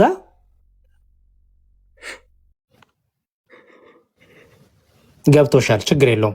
ስለዚህ አይሾ አይደል አሁን እዚህ አሁን 9 ሰው ገስት ላይ ያለን 9 መሆናችን ግን 9 ምንነት አልሰጠንም። በምንነት ግን አንድ ነን። ምንም በሚባለው ምንነት 9 ነኝ ማለት አትችልም። አሁን ለምሳሌ 9 ነን እንጂ አሁንም ብዛትን እየገለጸልን ነው። አሁንም አንድ መሆናችን ለምሳሌ ክርስቶስ ምን አለ? በአብ በወልድ በመንፈስ ቅዱስም አጥምቋል አይደል? ማቴዎስ ወንጌል ምዕራፍ 28 ላይ አሁን በደንብ ስሚ። መጠመቅ ማለት መዳን የዘላለም ሕይወት ማግኘት ማለት ነው ለኛ መጠለ ክርስቲያኖች። ስለዚህ ስንጠመቅ በአብ በወልድ በመንፈስ ቅዱስም እንጠመቃለን አይደል? መዳን ስለሆነ የምንጠመቀው የሚያድነን ይቅር የሚለን ኃጢአትን ይቅር የሚለው አምላክ ነው አይደል? ስለዚህ 3 አካል ቢኖርም ግን ይቅር በማለት ኃጢአትን በማስተሰረይ ይቅር በማለት በማዳን ግን አንድ አምላክ ስላለ ስትጠመቁ በአብ በወልድ በመንፈስ ቅዱስ ስም አለ። ምክንያቱም አብ ወልድ መንፈስ ቅዱስ በአካል 3 በመለኮት ግን አንድ። ሌላ ርዕስ እንዳገቢ መጀመሪያ የስላሴን እንጨርስ፣ እሱን እንጨርስና ስለዚህ እኛ ስላሴ ስንል በመጽሐፍ ቅዱሳችንም በትምህርታችንም 3 አካል 3 ስም 3 ግብር እያልን ነው። ለምሳሌ መጽሐፍ ቅዱስ ልክፈት አንዴ ትልቁ ላይ አድርገኝ እፎዬ፣ ቶሎ ሳይሽን አንዳንድ ጥቅሶች ልጨርስ። ለምሳሌ የሉቃስ ወንጌል ላይ ቅዱስ ገብርኤል ወደ እመቤታችን መጥቶ የነገራት ነገር አለ። ምን ብሎ ነገራት መሰለሽ? ይኸው ምን ብሎ ነገራት? የሉቃስ ወንጌል ምዕራፍ 1 ላይ ሊያበስራት ሲመጣ እንዲህ ብሎ ነገራት። ምን አለ? መልአኩ መልሶ እንዲህ አላት፣ መንፈስ ቅዱስ በአንቺ ላይ ይመጣል። አይሹ መንፈስ ቅዱስ በአንቺ ይመጣል፣ የልዑል ኃይልም ይጸልልሻል። ስለዚህ ደግሞ ከአንቺ የሚወለደው የእግዚአብሔር ልጅ። አይሹ መንፈስ ቅዱስ ልዑል የተባለ አብ፣ ከዛ ደግሞ ከእሷ ደግሞ የሚወለደው የማን ልጅ ነው አላት? የእግዚአብሔር ልጅ። ስለዚህ በአካል አብ ምናልሽ እግዚአብሔር አላለም። የእግዚአብሔር ልጅ ነው። የእግዚአብሔር ልጅ እግዚአብሔር ነው። ለምሳሌ ከአንቺ የሚወለደው ሰው ነው አይደለ? መቼም አውሬ አትወልጂም አይደል? ከአንቺ የሚወለደው ሰው ይባላል አይደል? አይደል? ስለዚህ አንቺ ስትወልጂ ሰው ወለድሽ ከተባለ የኛ መውለድ በባልና በሚስት ግብር ነው። እግዚአብሔር ወለደ ስንል ግን ወይም እግዚአብሔር አብ ልጅ አለው። ከእግዚአብሔር ልጅ ሲባል ወልድ ግን ምን እያልን ነው? በባህሪው የሚተካከለው እርሱን የሚመስል እርሱን የሚያክል እርሱ በነበረበት ዘመን ሁሉ የነበረ ማለት ነው። ለምሳሌ ይሄንን በምን ላስረዳሽ? የዮሐንስ ወንጌል ምዕራፍ 1 ቁጥር 1 ላይ እንዲህ ይላል። የዮሐንስ ወንጌል ምዕራፍ 1 ቁጥር 1 ላይ ይኸው በመጀመሪያው ቃል ነበረ፣ ቃልም በእግዚአብሔር ዘንድ ነበረ፣ ያ ቃል ደግሞ ማን ነው ይላል? እግዚአብሔር ነበረ። እሺ ያሁን ቃል ምንነቱ ምንድነው ካኩሽ? ምንድነው? እግዚአብሔር አይደል? ስጋ ሆነ ይላል። ይህ ቃል ደግሞ ምን ሆነ? ሰው ሆነ፣ ስጋ ሆነ ይላል። ስለዚህ ቅዱስ ገብርኤል ይሄንን ነው የነገራት። የእግዚአብሔር ክርስቶስ ኢየሱስ የእግዚአብሔር ቃል የእግዚአብሔር ልጅ ይባላል። ያ የእግዚአብሔር ልጅ የእግዚአብሔር ቃል ደግሞ ምንነቱ ምንድነው? ራሱ እግዚአብሔር ነው ማለት ነው።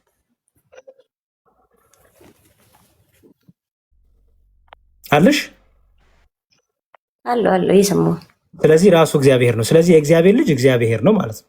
ስለዚህ አንድ መለኮት አለ፣ አንድ አምላክ አለ፣ ግን በ3 አካል አብ ወልድ መንፈስ ቅዱስ በስም በአካል በግብር አብ አባት የወልድ አባት ወልድ ልጅ የአብ ልጅ መንፈስ ቅዱስ ከአብ የሚሰርጽ። ስለዚህ 3 አካል 3 ስም 3 ግብር። ግን 3 አካል 3 ስም 3 ግብር መኖሩ 3 አምላክ ግን የለንም፣ 3 መለኮት ግን የለንም። ለአንቺ ብለን የምንከደው አምላክ ለምሳሌ እኛ ኦርቶዶክስ ክርስቲያኖች 3 አምላክ ቢኖረን አንቺ ስለመጣሽ ወይ እስልምና ስለመጣ ብዬ እኮ የምክደው አምላክ የለኝም።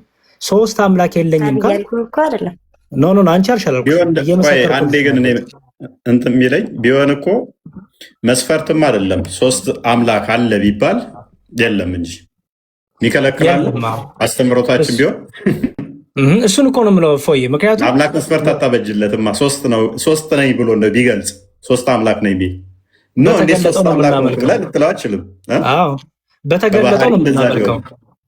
ኖ እንደዚህ ሳይሆን እንደዚህ ደግሞ ማለት አንችልም። ምክንያቱም ማን አምላክ ፈጣሪ እስከሆነ ድረስ አጋዥ ማን ያስፈልገው? ማን ያለው እንደዛ? አጋዥ እኮ ብለሽ ያልሽው አንቺ ነሽ። ቆይ እፎይ አንዴ ቆይ ግን ማን ያለው? ማን ነው እንደዚህ አይነት መስፈርት ያወጣው? ነው እፎይ ላለው ነው እኮ። እፎይን ተይው። ቆይ እኔ ጠይቁሽን ነው ማን ነው ይሄን እንደዚህ ብሎ ውሳኔ ሰጠ? ማን ነው መስፈርት ያወጣው? አምላክ ልጅ የለውም ብሎ መስፈርት ያወጣው ማን ነው? ልጅ የለውም ብሎ መስፈርት አወጣ ምናምን እያልን እኮ አይደለም። ማን ነው እንደዚህ ያለው? ልጅ የለውም ብሎ መስፈርት ያወጣው ወይም ልጅ የለውም ብሎ የነገረሽ ማን ነው? እስልምና አይደለ? ቁርአን አይደል? ስለ ሌላ ሃይማኖት ላይ ገብተህ ነው እንዴ? ክርስትናን የሚያስረዳውሽ እንዴት ይሆናል ስላልሽኝ የነገርኩሽ። አይ እፎይ እኮ እኛ እንደዚህ ማለት አንችልም ሲል እኮ ነው እንደዚህ ያልኩት። አላህ ቁርአን 5 ነኝ ብለሽ አታመልኪው? አይ እኔ ያልኩሽ ወይ ነው እኛ እናመልክም እንደዛ ብለን ቢኖር ኖሮ ግን አምላክ እንደዛ ተገልጾ ቢሆን ለእናንተ ብለን አንክድም አለ መዝሙር አለሽ አይደለ? ኦኬ። ስለዚህ እንደዛ ብሎ አላህ ለምሳሌ እኔ 3 ነኝ ቢልሽ አይደለህም ማለት ትችላለሽ?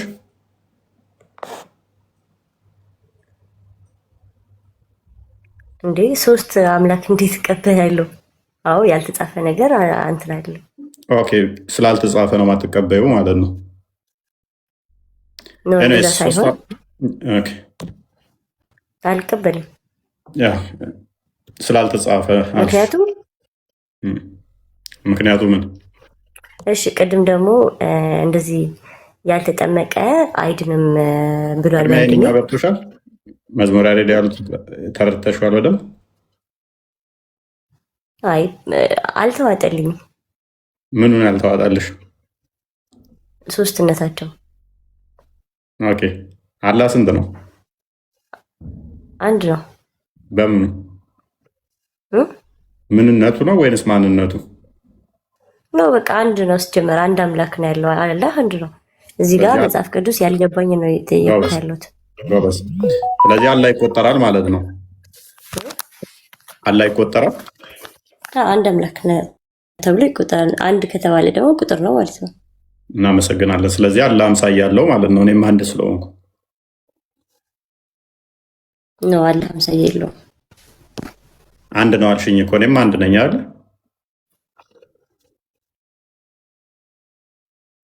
ፈጣሪ አላህ እጆች አሉት፣ እግሮች አሉ። አላህ እጆች አሉት፣ እግሮች አሉት፣ ባቱም አለው። እነኚህ ነገሮች አሉት አይደለ? ስለዚህ እነኛ ሁሉ ደምረሽ ነው አንድ ነው ያልሽው?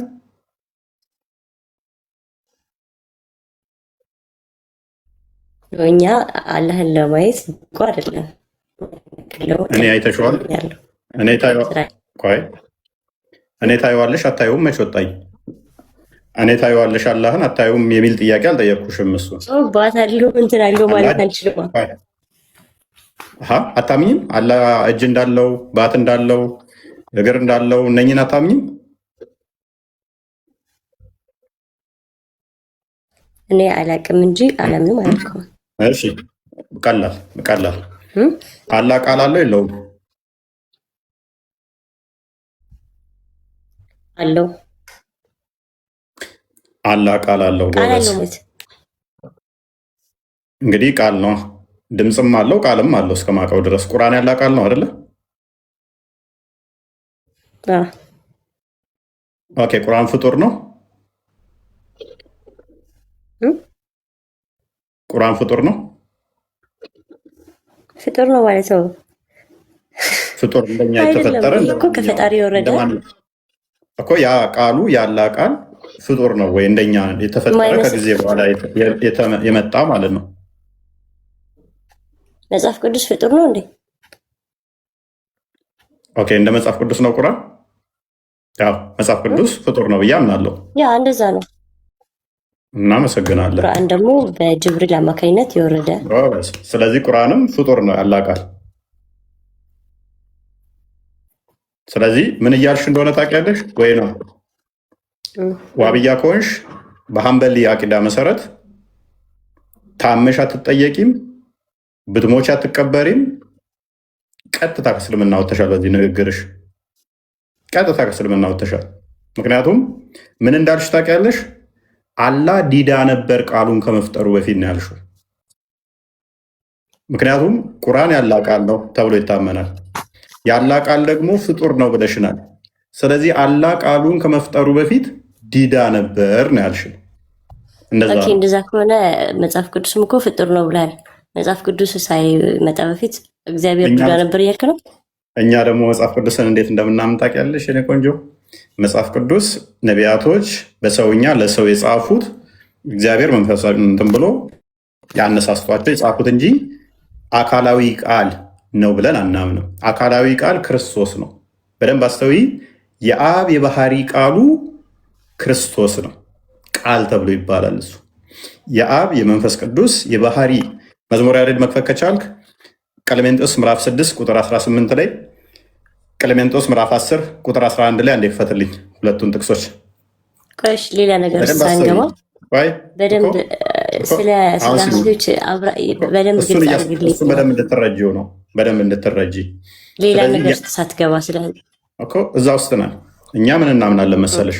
አምላካችን ቃል አለው። ቃል አለው አምላካችን።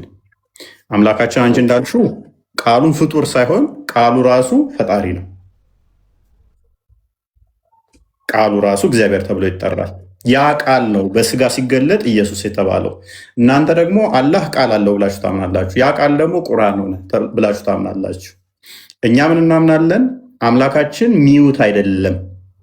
ዘመን ሳይቆጠር ጊዜ ሳይፈጠር አምላካችን ቃል አለው። ቃሉ ከሱ የተገኘ ከሱ የሚወጣ ልጁ ነው፣ ክንዱ ነው ብለን እናምናለን። የአብ ልጅ የአብ ቃል አካላዊ ቃል ምንለው ሎጎስ እሱ ክርስቶስ ከዘመን በኋላ ነቢያትን ሲልክ ከቆየ በኋላ በስጋ ተገለጠ ብለን እናምናለን። ስለዚህ አምላካችን ቃል አለው። ቃሉን ልጅ ብለን እንጠራለን። አምላካችን ሙት አይደለም፣ ወይንም ደግሞ ግዑዝ አይደለም። አላህ ህይወት አለው ብለሽ ታምኛለሽ አይደለ? ህያው ነው ብለሽ ታምኛለሽ? ህይወት ሰጪ ነው እንጂ። እሺ ህያው አይደለም? ህያው ከሆነ ቃሉና ህይወቱ አንድ ነው? ቃሉ እኮ ለሰው ልጅ ቃሉና ህይወቱ አንድ አይነት ነው? ቃሉና ህይወቱ አንድ ነው? ለምን ትወጣለህ? ወደ እስልምና ለምን ትገባለህ? ጎበዝ። ስለዚህ እኛ የባህሪ ህይወቱን ደግሞ መንፈስ ቅዱስ ብለን እናምናለን። አንቺ ምን እንደሆነ አታውቂም። ቃሉን፣ እጁን፣ እግሩን፣ ጣቱን፣ ባቱን፣ ፊቱን ደምረሽ አንድ አልሽ። እንደዛ ምቆጥሪ ከሆነ እኔም አንድ ነኝ፣ አላህም አንድ ነው፣ እንመሳሰላለን። ስለዚህ እኛ ግን ምን ብለን እናምናለን? ቆስጤ መጽሐፍ ክሌሜንጦስ መጥፋት ትችላለህ እኮ በደንብ ላሳይሽ ነው። እሺ አዳምጠኛ፣ እስከሚከፍት አዳምጠኛ እንዴ። እሺ ቀጥይ። አሁን ለምሳሌ አንተ የራስህ የሆነ እግር አለ፣ ኤቭሪቲንግ ሁሉም ነገር አይደል? እሺ አለኛ። ስላሴዎች ደግሞ አብ የራሱ የሆነ ፍጹም አካል ፍጹም ገጽ አለው እያለን ነው። መንፈስ ቅዱስ የራሱ የሆነ አካል ፍጹም ገጽ ነው። ስለዚህ አንቺ ፍጹም አካል ፍጹም ገጽ አለው ሲል እንደዚህ ተከፋፈለ ፓርቲሽን ያለው እንደኔና እንደ አንቺ አካላትን እያሰብሽ ነው አይደለ? እንደዛ ከሆነ ፍጹም ገጽ አለው እያለን እኮ ነው። እያሰብኩ ሳይሆን ነው እያለን ነው። ስለዚህ እኛ ፍጹም ገጽ ፍጹም አካል አለው ስንል አብ ወልድን አይደለም፣ መንፈስ ቅዱስንም አይደለም፣ መንፈስ ቅዱስም አብን አይደለም፣ ወልድን አይደለም እያልን ነው። እኔ ማለት ይችላሉ። ቅድም እንዳየነው ለምሳሌ አብ ልጄ የመወደው ሲል እኔ ማለት እንደሚችል መናገር ይችላል። ለምን አላልክም? ይላሉ ለምን አላልክም? ቆይ አካል አለ ባህሪ አይቆምም ይችላሉ ስንል አሁንም ሶስትነትን አካል አለ ባህሪ አይቆምም እህታችን። ባህሪ ያለ አካልም ደግሞ አይቆምም። ስለዚህ እኔ የሚለው አካል ይፈልጋል፣ ያለ አካል እኔነት የለምና ማለት ነው። ለዛም ነው ፍጹም አካል ፍጹም ገጽ አላቸው የምንለው። አብ ወልድን አይደለም መንፈስ ቅዱስንም አይደለም። አብ ራሱ ምንድን ነው? ፍጹም አካል አለው ፍጹም ገጽ አለው ስንል ግን አንቺ እንደምታስቢው ሶስት ሰዎች እዚህ ጋር ቁጭ እንዳሉት እንደዛ እየቆጠርሽ ከሆነ ተሳስተሻል። ምን ብዬሻለው?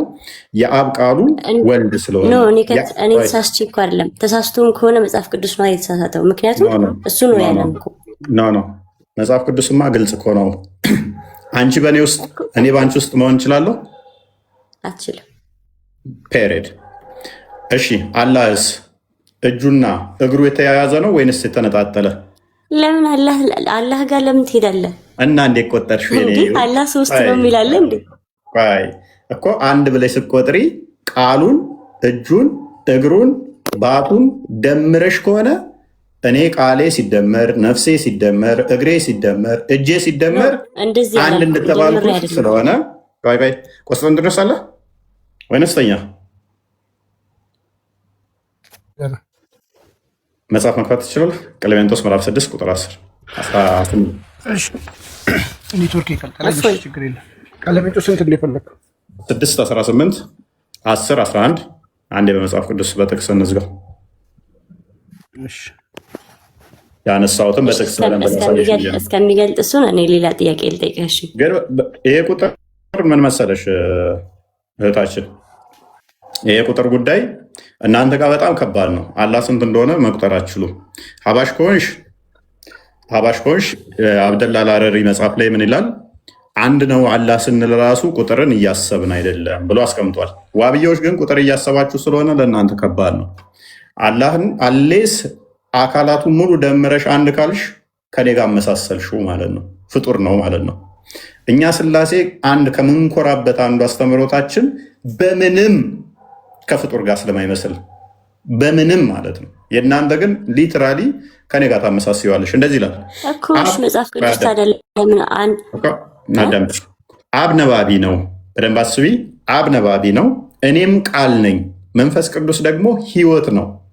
የሚመስለን የለም ከኛ ከመመሳሰል በላይ ነንና፣ እንደኛ የሚሆን የለም እኛ ከሁሉ በላይ ነንና። አባቴ እሳት ነው፣ ብርሃኑም እኔ ነኝ፣ ሙቀቱም መንፈስ ቅዱስ ነው። አባቴ ፀሐይ ነው፣ ብርሃኑም እኔ ነኝ፣ ሙቀቱም መንፈስ ቅዱስ ነው። ስለዚህ አብ ነባቢ ነው፣ ወልድ ቃል ነው፣ መንፈስ ቅዱስ ሕይወት ነው። አንቺ ግን እነኝን ቃሉ ሲደመር ልቡ ሲደመር እግሩ ሲደመር እጁ ሲደመር እንደ ፍጡር ደምረሽ ነው አላህን አንድ እያልሽ ያለሽው። እንደዛ ከሆነ ደግሞ የተያያዘ መሆን አለበት። የተያያዘ ከሆነ ደግሞ 5 ጣቶች አሉት። 5 ብለሽ ለመቁጠር ራሱ አንዱ ጣት ከአንደኛው ጣት መለየት አለበት። ከተለየ ደግሞ ፓርቲሽን አለው ማለት ነው። ፓርቲሽኑ ይሄ የምታዩ እኔ ጋር 5 ብዬ ለመቁጠር 1 2 3 5 ብዬ ለመቁጠር ፍጡር ስለሆንክ ይሄ ራሱ ፍጡር ነው። አላህስ ፓርቲሽን ካለው 5 ጣት ካሉት አንድ ብለሽ ሁለተኛው ጋር ለመሄድ ይሄ ፓርቲሽኑ ፍጡር ነው ፍጡር አይደለም? ፍጡር ነው ካልሽ አላህ ከጊዜ በኋላ ጣቶቹ ተሰነጣጥቀዋል ማለት ነው። ፍጡር አይደለም ካልሽ ደግሞ ምን ያመጣብሻል ማለት ነው? 5 ጣት ብቻ ሳይሆን ይሄ ክፍተቱ ስፔሱ ራሱ ምንድን ነው ማለት ነው? ፈጣሪ ይሆናል ማለት ነው። 10 11ን ክፈተው። ቀለሜንጦስ 10 11። እሺ አሁን ለምሳሌ እዚህ ጋር መጽሐፍ ቅዱስ አሁን የገለጥከው ላይ አንድ ከሆነ ነኝ ነዋ ማለት ያለበት። እዚህ ጋር እኮ ነን ነው የሚለው በሚገባ ነን የሚላል ብዛት በአካል እኮ አንድ ብለን አናምንም አልኩሽ እኮ እህታችን። በአካል አንድ ብለን እናምናለን እንደኛ በአካል አንድ ብለን። እሺ መጽሐፍ ቅዱስን እሺ ትክዳለህ እንዴ? የምኑን በአካል አንድ ነው የሚላለ? በአካል እግዚአብሔር አንድ ነው የሚላለ? አብ እግዚአብሔር ነው አይደል? አዎ ፍጹም አካል ፍጹም ገጽ አለው አለን አይደል? ራሱን የቻለ አለው ማለት ነው። ወልድም ብሎ ወደ ወልድ ደግሞ እኛ እኮ የለውም አላልንም እኮ። አሁንም እኮ እያልኩሽ ያለሁት እኮ እየገባሽ አይደለም ማለት ነው። እኛ የለውም ማለት ነው። አሁን ለምሳሌ አንድ ሰው ሲፈጠር አካል ለመባል ሙሉ ማሟላት አለበት አይደል? ሁሉንም አካላት እሱ ፍጡር ሲሆን ነው። አንቺ ሰው ሲፈጠር ሙሉ አካላት አሉት ምናምን እሱ ፍጡር ሲሆን ነው። ፈጣሪ ደግሞ ቅድም ያነበብኩልሽ ላይ እኛን የሚመስለን የለም ከመመሳሰልም አንመደብም ይላል። እስቲ ዝቃርገው ቁጥር 10 ላይ እሺ፣ ይሄኛው ደግሞ መልሰህልኛል። በቃ እሺ፣ ሌላ ጥያቄ ልጠይቅ። ምዕራፍ 10 ቁጥር 11 ነበር አልኩ ቅድም። መዝሙረ ዳዊት ነው ሲናገር የእኛው በደንብ ገብቶሻል? የእኛ አስተምሮ በደንብ ተረድተሻል? ተረድቼዋለሁ። ኦኬ፣ ግን በደንብ አስተውይ። ምናግርሽ ምንድን ነው? ቁጥር 10ስ ያልተጠመቀ አይድንም አለ። 10ስ ምንድን ነው?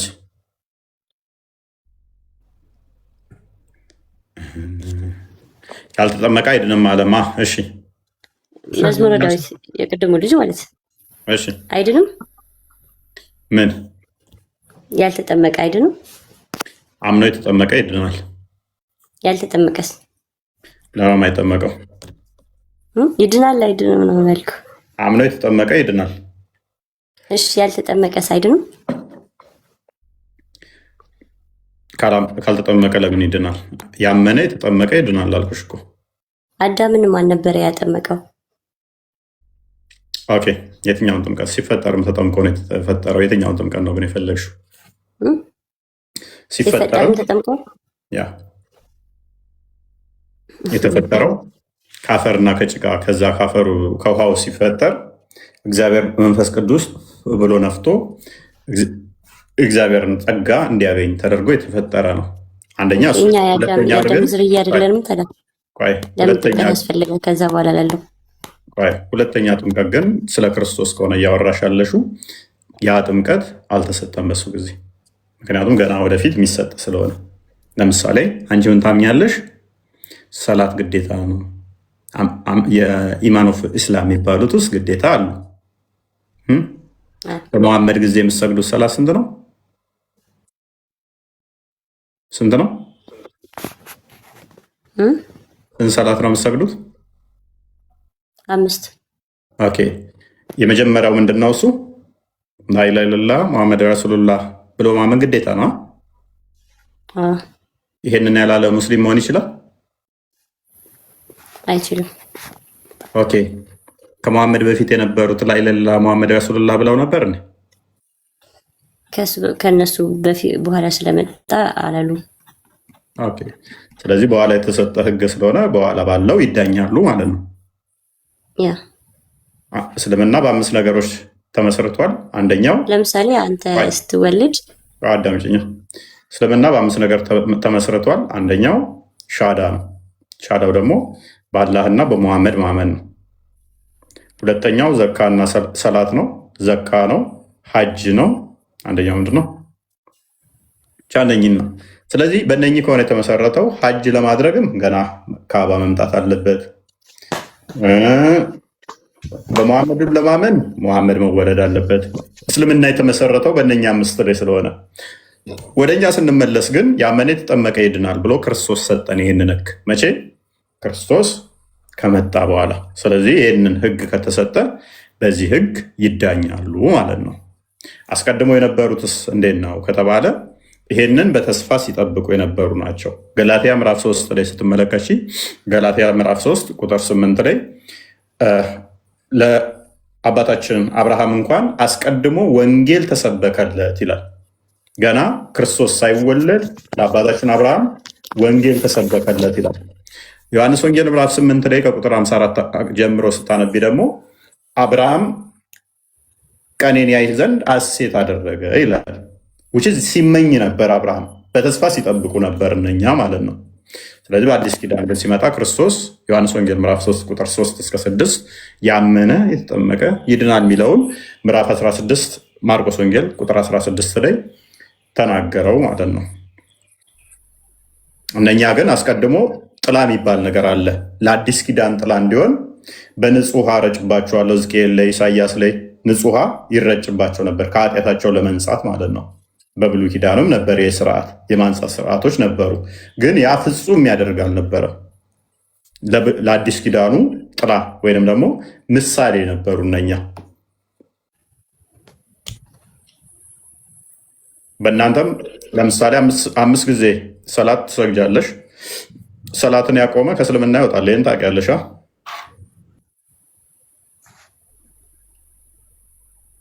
ወይ ነው ወይ? ከዛ በፊት እንደውም ላቅልልሽ እና በደንብ ግልጽ ላድርግልሽ። ሰላት ከመስገዳችሁ በፊት ውዱ ማድረግ ግዴታ ነው አይደለ? ውዱ ያላደረገ ሰላቱ ተቀባይነት የለውም አይደለ? ሰላትን ያቆመ ደግሞ ከእስልምና ይወጣል አይደለ? ያቆመ ሳይሆን ሰላትን መስገድ እንትን ካልሽ በቃ ካበላሸሽ እንትን ያለሽ ውሽዝ ሎክ መታጠብ ግዴታ ነው። ውዱ ማድረግ ግዴታ ነው ሰላት ለመስገድ። ሰላት ውዱ ያላደረገ ደግሞ ሰላቱ ተቀባይነት የለውም ብሏል። በዚህም መሰረት ካልታጠብሽ ውሃ ውስጥ ካልተሞጫረቅሽ አንቺም እስልምና ውስጥ አቆይም ማለት ነው። እኔስ አንዴ እጠመቃለሁ፣ ሞቱን በሚመስል ሞት ሞቼ እነሳለሁ።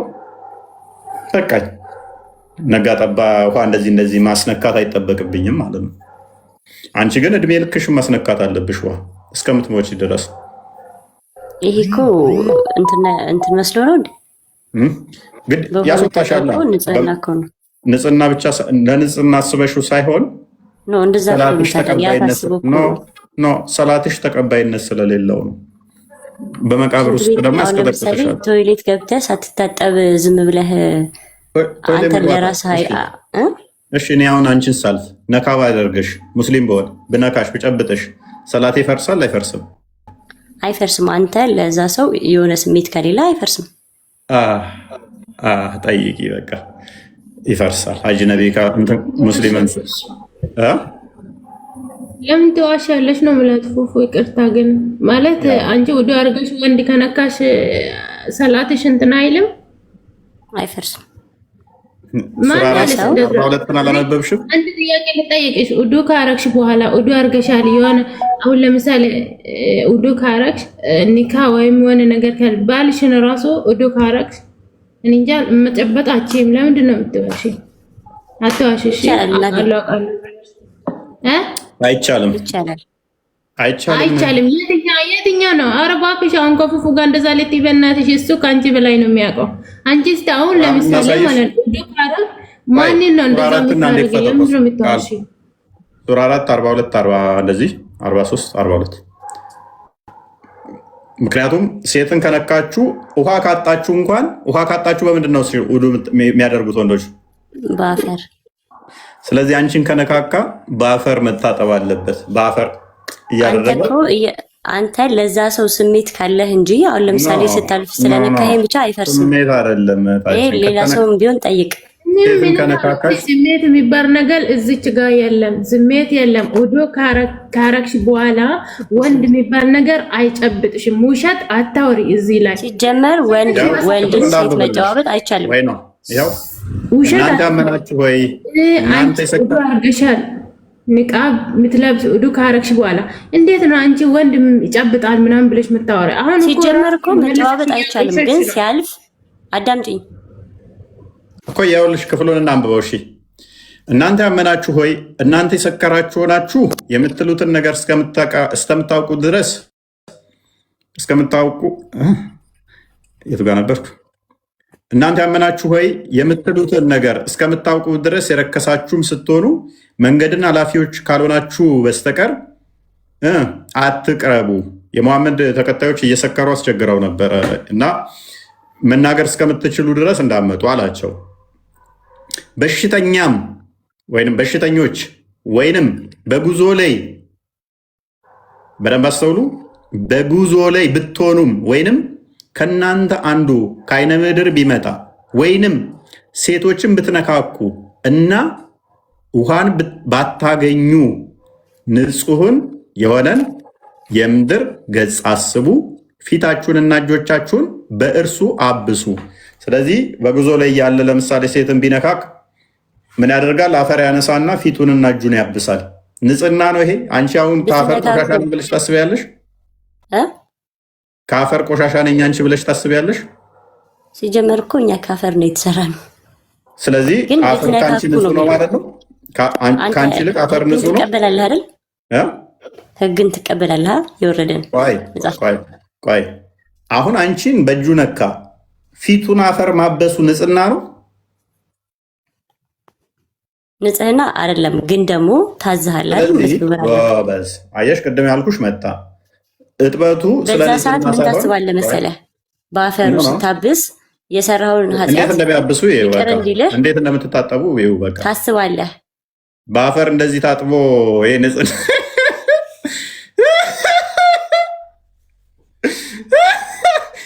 ወፍጮ ቤት ያደረ ውሻ መስሎ አስባ። ወፍጮ ቤት ውሻ ሲያድር አሁን እንደዚህ አይደለም፣ እንደዚህ አይደለም።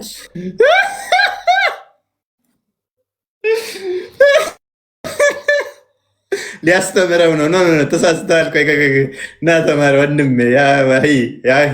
እንዲህ አይደለም። ና አሳየ ለሚሸየው ተመልከት። እንደዛ አይደለም። እሺ ኦኬ። እንዲት ይዛል አፈሩን። ከዛ ሽት ታደርጋለህ። ኦኬ። ከዛ ግንባርን ሽት ነው። እንዲህ ነው። አሁን ቀንሰው ፓውደር በዛበት እያሉ ነው። አበዛህ አንተ። አንድ ክምር ታደርጋለህ እንዴ? እንደዚህ አድርገህ እንዲሽት አፈሩን። ከዛ አሁን በእጁ ነክቶሽ ፊቱን ሲያጥብ በእጁ ነው ነካሽ። በእጁ ሰውነትሽ ስለነካ ፊቱ ላይ አዋራ ሲቀባ ማለት ነው። ኤኒዌይስ ለዛሬ ቢበቃን ምን ይመስላችኋል? 7 ሰዓት ሆነብኝ። በጣም ቆያል። ነገ እንገናኝ። ደህና ነህ ፉፉ? እኔ ከገባሁ እንዴት ነሽ? አለሁ። እኔ ደህና ነኝ። ባለፈው መጥቼ ነበረ፣ ከዛ ወረድኩት። በቃ ነገ እንገናኝ አይሻልም? ለዛሬ እሺ፣ ችግር የለውም። በቃ ያቄ ነበርሽ። መልካም አዳርሽ። ቻው። እኔም እናንተ ጋር ሆኜ ብዙ ሰምቻለሁ። እሺ፣ ደህና ነደሩ። ቻው። ነገ ነው ወይ ነው? ወይ ነገ ነው። በቃ ይብቃል። ለዛሬ ሰዓት ሄደብኝ። ደከመኝ። እሺ፣ ደህና ደሩ። እሺ፣ ቻው።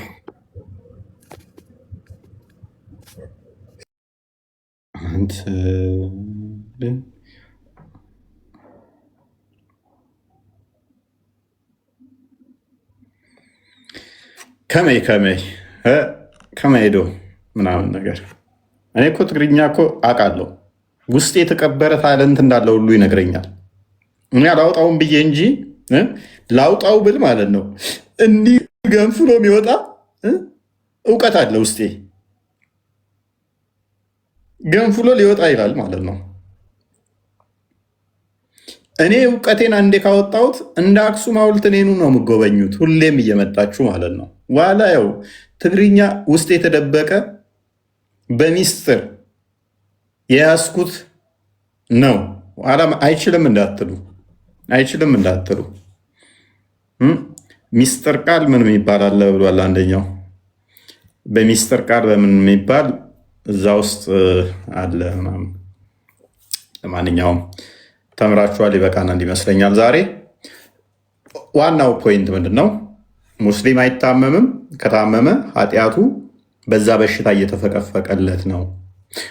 ልጠይቅ ያሰብኩት ነበረ፣ ግን ላነሳ ያሰብኩት ሀዲሶች ነበሩ። ሳላነሳቸው ኢንተርቴን የሚያደርጉ የሚያስቁም የሚያስገርሙ ሀዲሶች ነበሩ። የሚሞግት ሰው ስላልመጣ ትቻቸዋለሁ። በሌላ ቀን እንመለከታቸዋለን ማለት ነው። በሌላ ቀን እንመለከታቸዋለን። ደህና ደሩ።